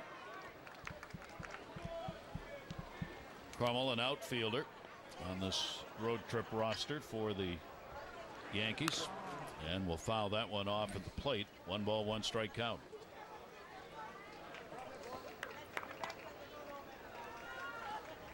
Spring training, even this late, you had a number of these players who the organization wants to just give them a chance, get a couple of at-bats in an A game, spending most of their time in the minor games. Crummell, one of those, and he is gone. Called out on strikes. Egan gets the K. Yeah, again, it looks like he's got, the sinking fastball is a big guy, so he kind of opens up. Ball will run away. Tim Welke, of course, I think at this particular time, big strike zone. So 6-7. Do you get over your front side? And he's able to do that. I mean, all 5 pitches looked about the same. Same action. There's another one. Here's Marcos, the first name we love. His last name is Vesionacci. And he gets his first at bat here. And will top that one off at the plate, and an 0-2 count. Egan throwing strikes here. Yeah, a little sinker, a little breaking ball there. The thing he comes out of his hand looks like he's got a pretty good feel for where it's going. And the 0-2 swung on and missed. So again, he gets ahead and then he just expands the strike zone. That's what the hitters have to do. Not a guy that's going to light up the radar gun, but who cares when you can throw quality strikes, get ahead of the hitters. And interesting thing, if you can do that, you're going to get a chance to pitch and come up the ladder. And I would imagine if he ended at Double-A Bowie, that's probably where he'll go this year. There are a lot of good young arms in the Oriole minor leagues. Here's Pilateri. And he takes that one to left field, and he may have gotten enough of it. That is gone. Goodbye home run. Came on to do the catching, P.J. Pilotari.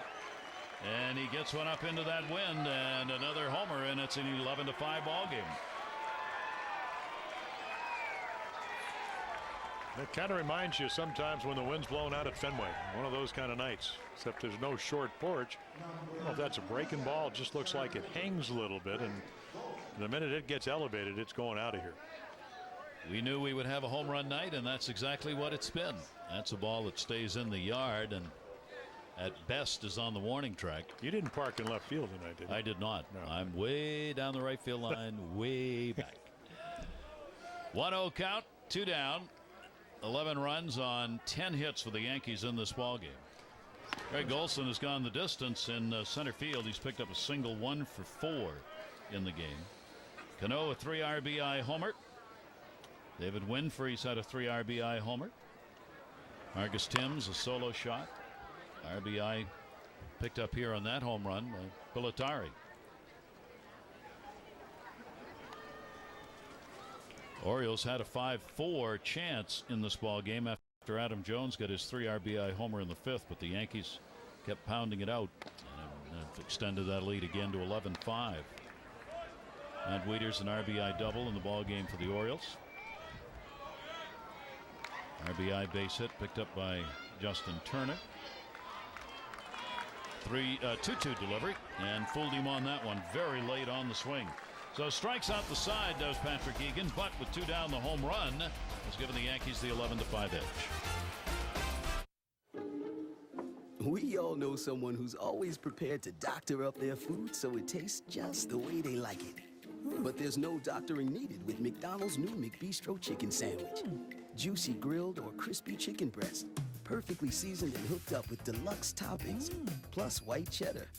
But leave the sauce bottles at home, because you've got options like Creamy Ranch. Honey, you're not going to be needing that. She's right. I told you.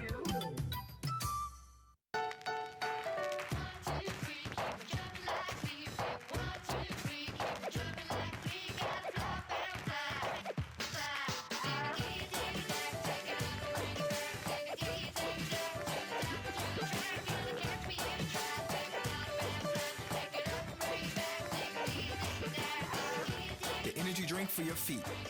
With ZigTech, I get more train, less pain.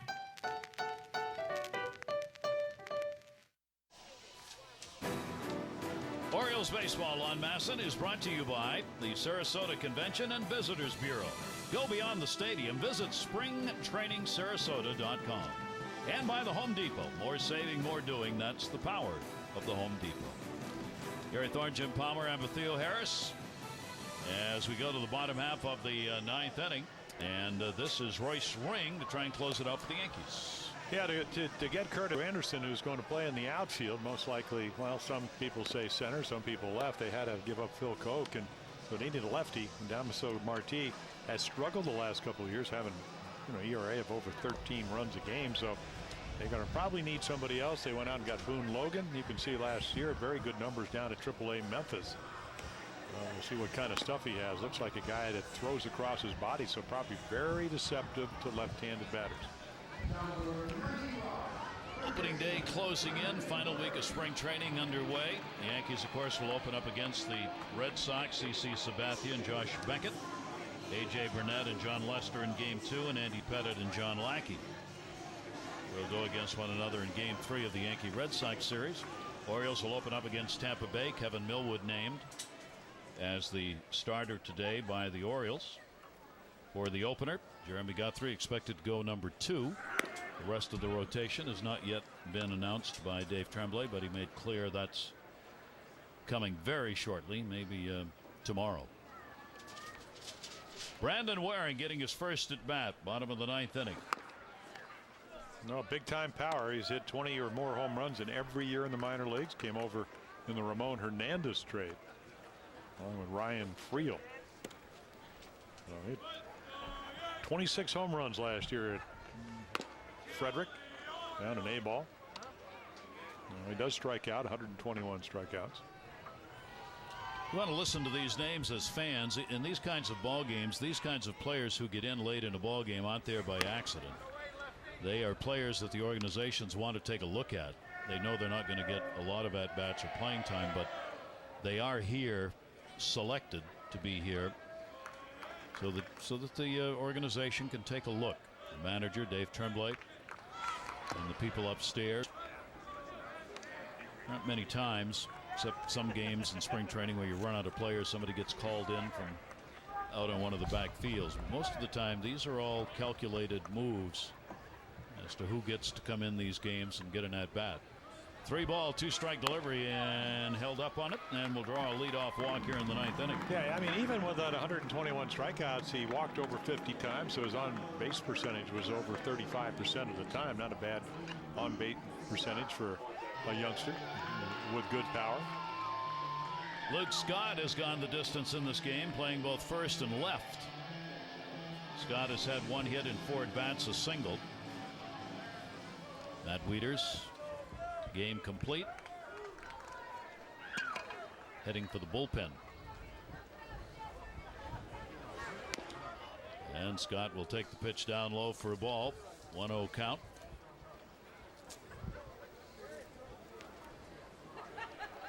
Yankees have just had the opportunistic hits in this ball game. Those 3-run homers have been the big blows.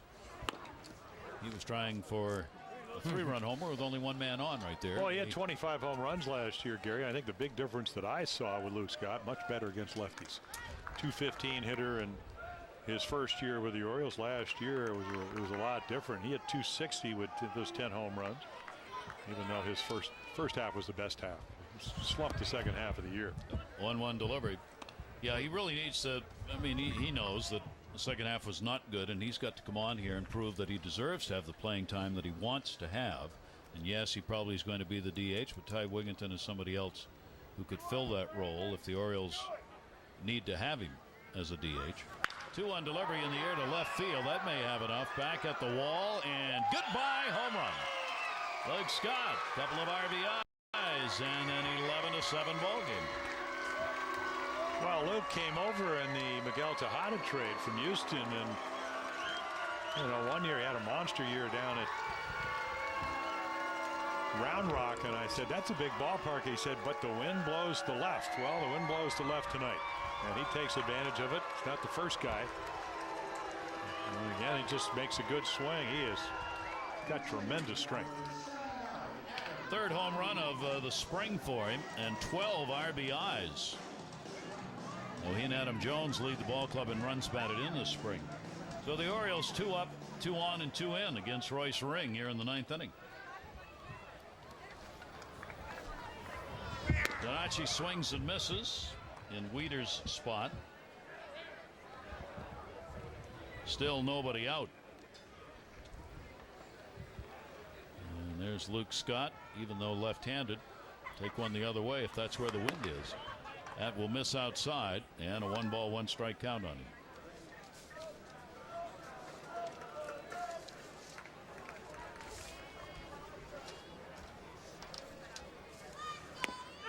You can tell when the wind's blowing out in spring training in Florida. You take a look at some of the scores. Looks like Wrigley Field. 19 to something. Yeah, right. Yesterday Exactly. Early on, Garrett Atkins hit a home run. Josh Bell hit 2 home runs, and it's scores 15, 16 to something. Down on a called 3rd strike. Ring gets the K. First out, bottom half of the 9th inning. Of course, what Joe Girardi's looking at, and I was talking to Alberto Castillo, I said, if you're left-handed, it's good to be able to get right-handed hitters up, but you better get lefties out. Because if you're left-handed and you're breathing, I mean, if they put the mirror up your face and they can see a little bit of breath on it, and you can get lefties out, you're going to have a job. Yes, you do. Scott Moore will take that one for a strike. Scott will get his second at bat. He flied out to center field first time up. .252 at Norfolk last year. Yep, major league time with the Orioles in 07 and 08. Has not had a lot of major league games, only 39. He got a few games with the Chicago Cubs back in 06. Yeah, former #1 draft choice. 0-2 delivery to him. He gets a hollow one into the gap in right center field. It's not going to be caught. And that ball will take a hop off the wall. Moore will go into second base. He's got a two-bagger. So the Orioles here in the bottom of the ninth, making it interesting. So Royce Ring gets a couple of pitches up. One to Luke Scott. That fastball's hit the left field. This is a hanging breaking ball that Scott Moore doesn't miss. Watch it just stay up in the strike zone, and he just kind of belts it to deep right center field. Gets that foot down, and nice short stroke. He's a lot stronger than he was last year. Had wrist problems last year. Royce Ring having his problems here for the Yankees on the mound. Nolan Reimold. Reimold has gone the distance and had a good one. He's had 2 doubles, a single, 3 for 4 in the ball game, and you see a couple of runs scored. Well, that's the amazing thing about baseball. You start out 0 for your first 21 in spring training, and now it seems like every night you play, you get 2 or more hits. Ring had not been scored upon in the 6 games that he had pitched, only 5 2/3 innings coming in. He's been scored on here. Reimold with a 2-0 count. Got one to hit and fouls it down the line. Winfrey back to get it.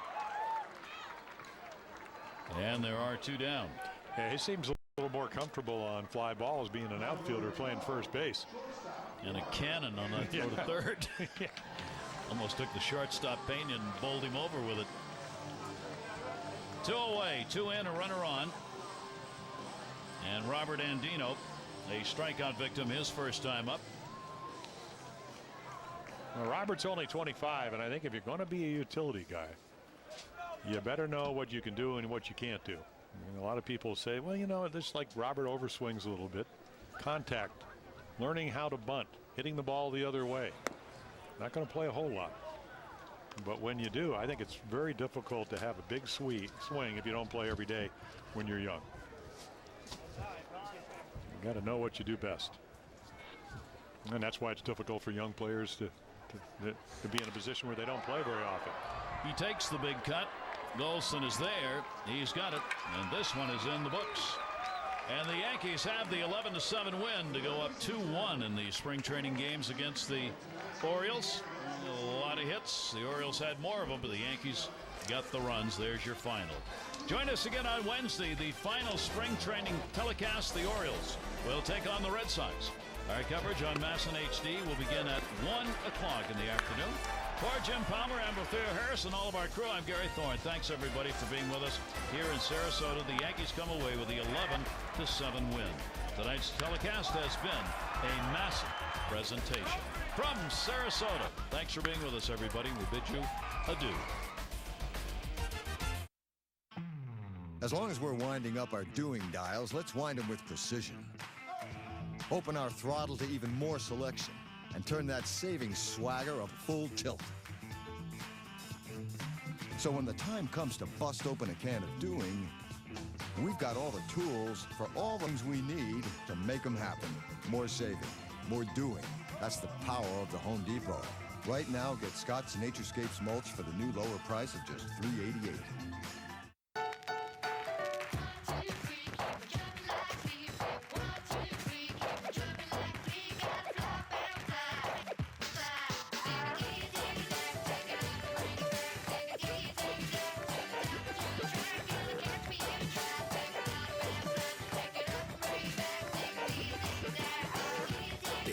For your feet. With ZigTech, I get more train, less pain.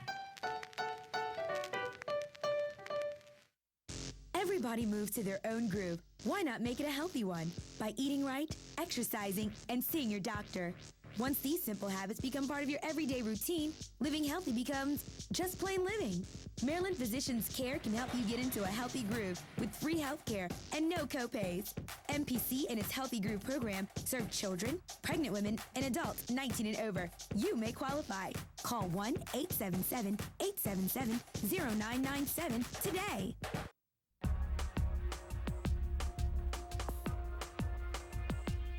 We now join our regularly scheduled programming already in progress. Kyle Busch gonna spoil it for Jeff Gordon. Gets bumped, spins out, brings out another caution, and Gordon's crew like, what? You gotta be kidding me. 2 laps to go. green-white checkered restart. Watch Hamlin. He restarts in fourth, but on the initial green flag, Matt Kenseth bumps Gordon out of the way for the lead, and then Kenseth gets bumped up the track, and look who's there. Denny Hamlin. Better to be lucky than good sometimes. Hamlin somehow comes all the way back, retakes the lead, and takes that checkered flag in his home state, Martinsville. Hamlin's third career win at Martinsville. First top 10 of the year for the 11 car, FedEx.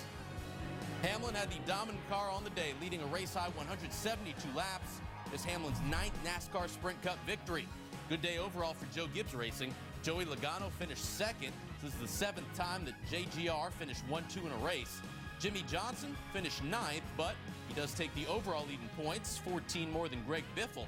Hamlin's fixing that ACL on Wednesday. Talks about the win.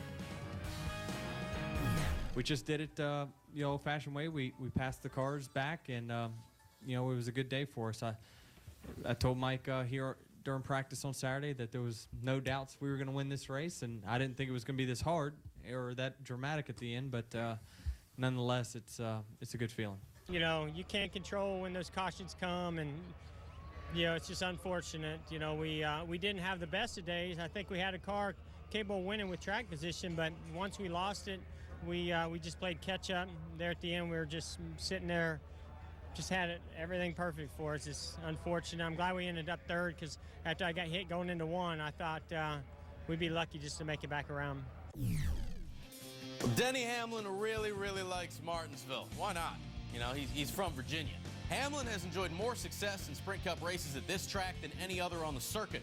Born in Chesterfield, VA, Hamlin tied with Ricky Rudd for the most wins at Martinsville by a native of the Commonwealth.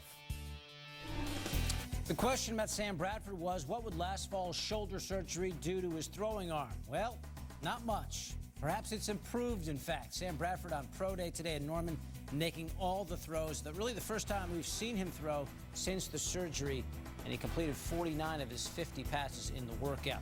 He was so impressive that Todd McShay has him going #1 now to the Rams. 2 is Ndamukong Suh to the Lions. 3, Gerald McCoy to the Bucks. And then Russell Okung and Eric Berry round out the top 5 to the Redskins and the Chiefs. Here's Todd McShay's thoughts on what Bradford did for himself today. Sam Bradford was able to answer 3 key questions for NFL scouts at his Pro Day workout. The first, does he have the arm strength to make all the NFL throws? The answer is yes. And if you watch him today, I truly believe he has a stronger arm now than he had back in 2008 when you study his game tape. He's 236 pounds, bulked up about 13 pounds in the last few months, getting his body behind his throws, and he drove the ball 7 times down the field beyond 40 yards with great zip. Second question, does he have a hitch in his delivery now because of the shoulder surgery? The answer is no. In fact, I think he's getting the ball out quicker and more over the top, both positives for him. And finally, does he have confidence in his arm coming off the shoulder surgery? And I think absolutely he showed that. He didn't hold back on any throws. He cut it loose today. And I think if the Rams honestly came into this workout seriously considering him with the #1 overall pick, they have to leave Norman, Oklahoma thinking that Sam Bradford is their guy. All right, to the NBA, Knicks and Jazz. What a first quarter for this Utah team. Darren Williams leading the way. The 3 and the foul. Would miss the foul shot, so he did not complete the 4-point play. But Williams, again, no shake and bake. The Jazz shot 85% as a team in the first quarter, 44 points in the quarter, and Carlos Boozer inside. Now, huge game for Utah offensively, but look at the Knicks hanging right with them, 64-60 at the half. By the way, the 44 in the first quarter for Utah, the most for that team since the day after Christmas, 1989. The Spurs have been one of the best recently. They've won 12 of 16. Nets still the worst. Manu Ginobili, though, out. He's one of the best. Fourth quarter, Nets down 1. Devin Harris. Brooke Lopez at just 7 points in his last game. About 22 and 12 boards in this one. Under 2 minutes to go in the quarter. That's up 4, Lopez. Oh, the range. Got to get out there and guard him. 30-second double-double the year. That's up 6. Under 15 seconds to go. Spurs down 3. Tim Duncan. The turnover. Set off the sparklers and pop the champagne. Nets win their 10th game of the year. 90-84 the final. They are not the worst. Avoid matching the 76ers for the worst record in NBA history. Nets also break a 14-game losing streak to San Antonio. That was the second longest active by one team against another. The key to the game, Spurs 16 turnovers, Nets just 4. Raptors, Bobcats. Bobcats going for their 4th straight win. Raptors try to avoid losing their 4th in a row, 4th quarter. Toronto down a point. Hedo Turkoglu, DeMar DeRozan.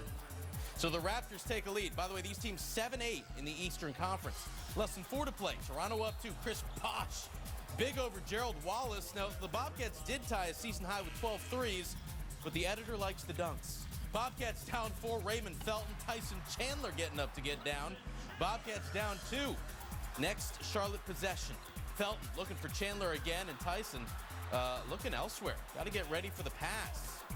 So the Bobcats lose to the Raptors, 103-101. And they move into a tie with the Bulls for 8th place in the East, does Toronto. Toronto's win giving the Raptors the tiebreaker in case they're tied with the Bobcats in the standings. Raptors snapping a 3-game losing streak. Take 2 of the 3 meetings with Charlotte this season. Chris Bosh recording his 37th game of 20-plus points and 10-plus rebounds. How about some hockey? Sabres, Bruins. Bruins hanging on to the 8th and final playoff spot in the East. First period, Tyler Myers past Tim Thomas, last year's Vezina Trophy winner. Gives up a softie. Game tied at 1. Moments later, Paul Gostad collects the rebound, and Tim Thomas can't stop that one. Sabres up 2-1, same score. Second period, Derek Roy finds Tim Kennedy, and he beats the other Tim as well. Thomas gets yanked. Sabres go on to win by a final of 3-2. So how does this affect the race for 8th in the East? Well, even though Boston loses, so does Atlanta. So the Bruins remain in 8th place after the game, just 2 points ahead of the Thrashers. Rangers 4 points back, still fighting away, and, well, just 9 points separating 6 through 11 in the standings. The national semifinals are all set. So which 5 seed moves on? Is it Butler or Michigan State? An early preview of how those teams stack up coming up next.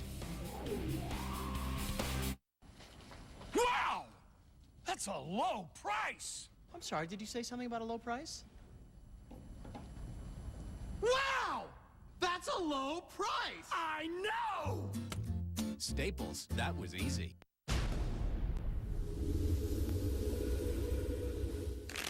At the world's largest poker site, you can play a tournament against just one opponent or against thousands. You can play for free in thousands of tournaments every day. So whatever your level, at PokerStars.net, there's a tournament that's perfect for you. Learn tournament poker for free at the world's largest poker site, PokerStars.net. Want a real good lunch at a real good price real fast? Then it's Golden Corral's legendary lunch buffet. Slow roasted pot roast, homemade meatloaf, an endless choice of delicious salads, all for one amazing low price. Only at Golden Corral. Tomorrow, the Final Four will be set. Maya Moore. She is unstoppable. Maya Moore and mighty Connecticut can do their incredible run. Will Florida State stop them in their tracks? And Stevenson, yes! For 3! After fighting off the Irish in an overtime thriller, Oklahoma meets Kentucky, who shocked top-seeded Nebraska.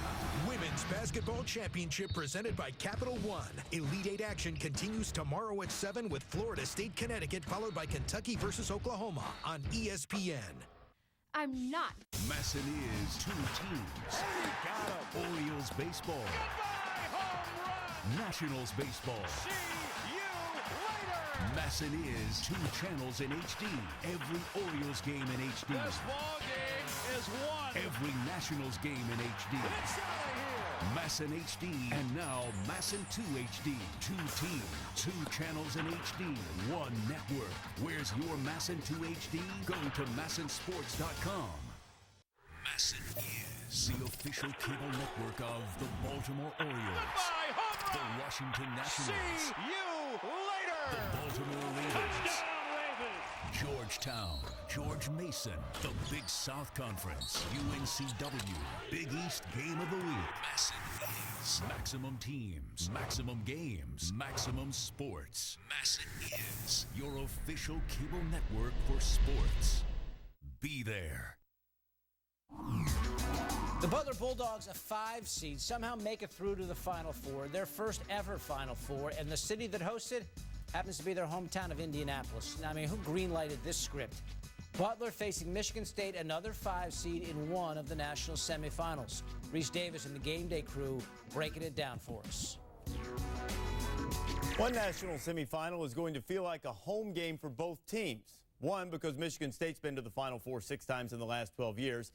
And also because Butler is at home. They're 6 miles away from their campus in Indianapolis. What's the key to that matchup between the Bulldogs and Spartans? I think Michigan State's got to come out and realize Butler has started their last 2 games with runs in the game and get leads, and then they play their momentum. They slow it down. They play their defense. They take time off the clock, and Michigan State doesn't want to let that happen. They don't want to play catch-up.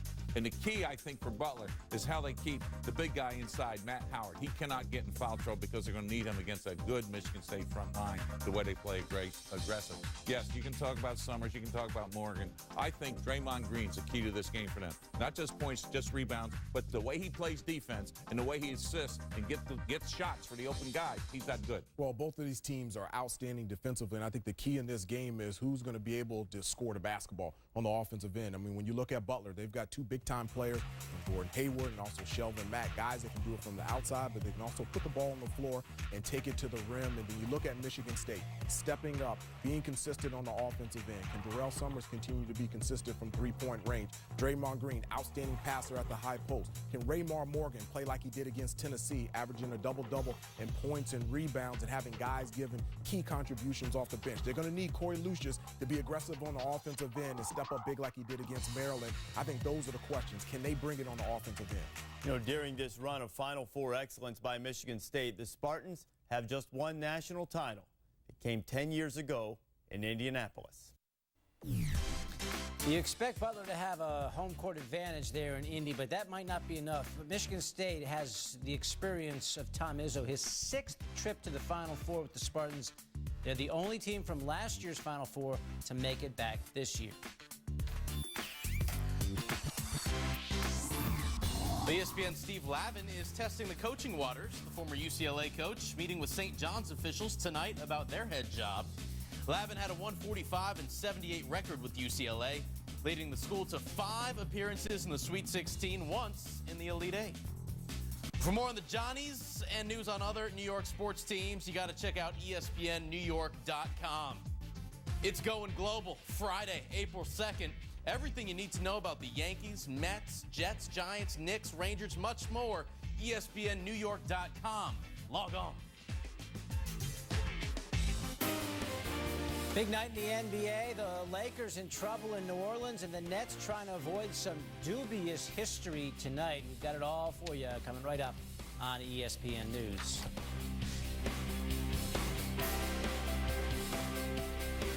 Hi, may I help you? Yes, I hear Progressive has lots of discounts on car insurance. Can I get in on that? Are you a safe driver? Yes. Discount.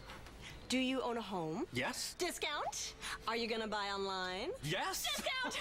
Isn't getting discounts great? Yes.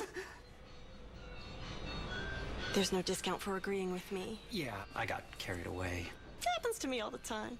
Helping you save money. Now that's Progressive. Call or click today.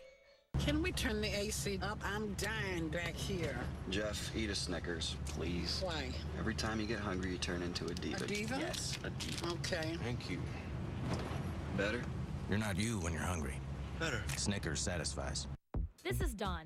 He has the latest smartphone, a security system that keeps his family safe, and the newest laptop. But when it comes to filing federal taxes, he prints and mails it in. Which means Don's not one of the 2 out of 3 Americans who e-file. Don't be like Don. E-file yourself or ask your tax preparer to e-file your return. Go to www.efile.irs.gov. E-file. It's safe, it's easy, it's time. All right, Pop, I'm going now. Oh, Brian, stay and have a taste of Miller Lite. Hey.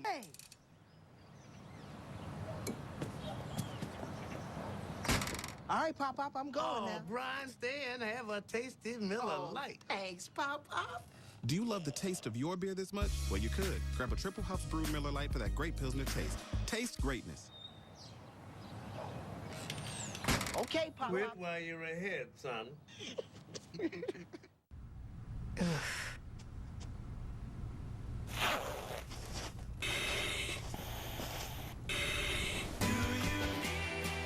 and duvet washed fresh for every guest. Real value from your friends at Hampton.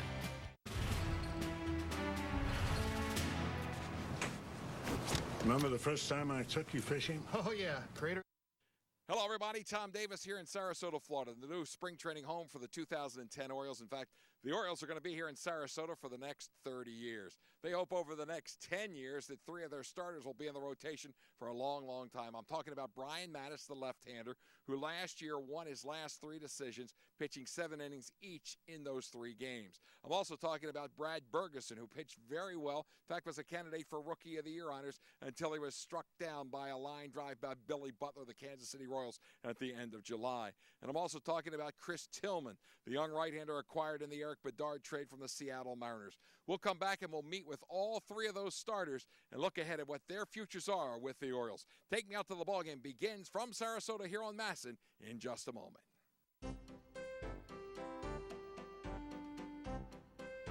Take Me Out to the Ball Game with 5-time Maryland Sportscaster of the Year Tom Davis is brought to you by Toyota, where you can choose from 16 different fuel-efficient models, including the all-new Camry, rugged SUVs, and tough Toyota trucks. Visit your Toyota dealer or buyatoyota.com. Toyota, moving forward. And by the Maryland Lottery. There are over 200,000 Maryland Lottery winners every day. Let yourself play. Here's Tom Davis.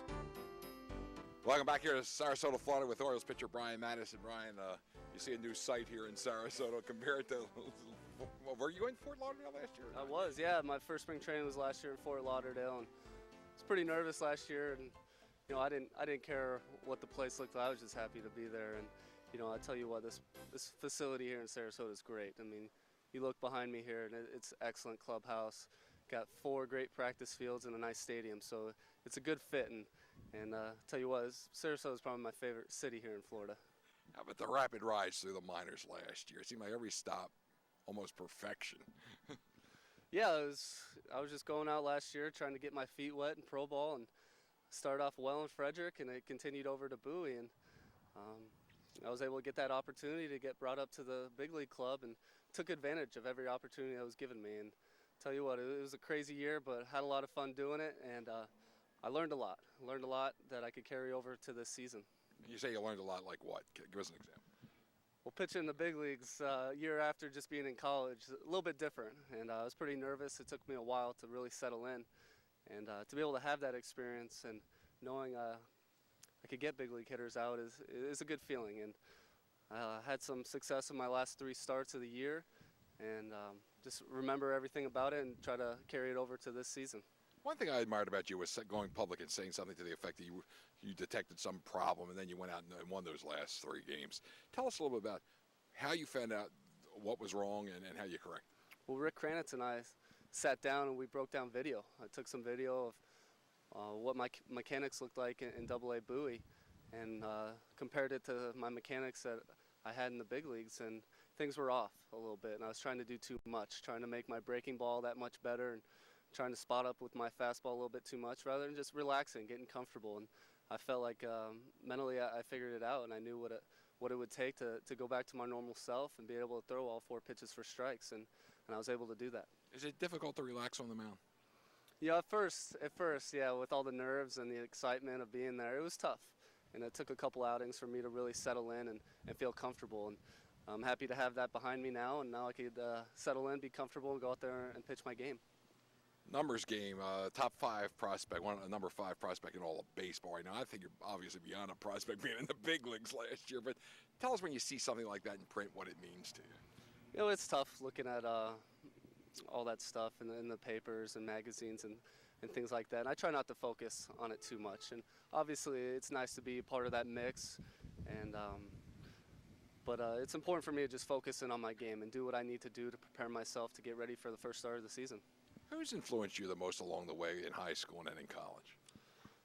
Well, it's my brother and my dad were very big. They were very influential on me. And going to college, my pitching coach, Eric Valenzuela, was tremendous. We actually spoke after every start I had in the minor leagues last year and in the big leagues.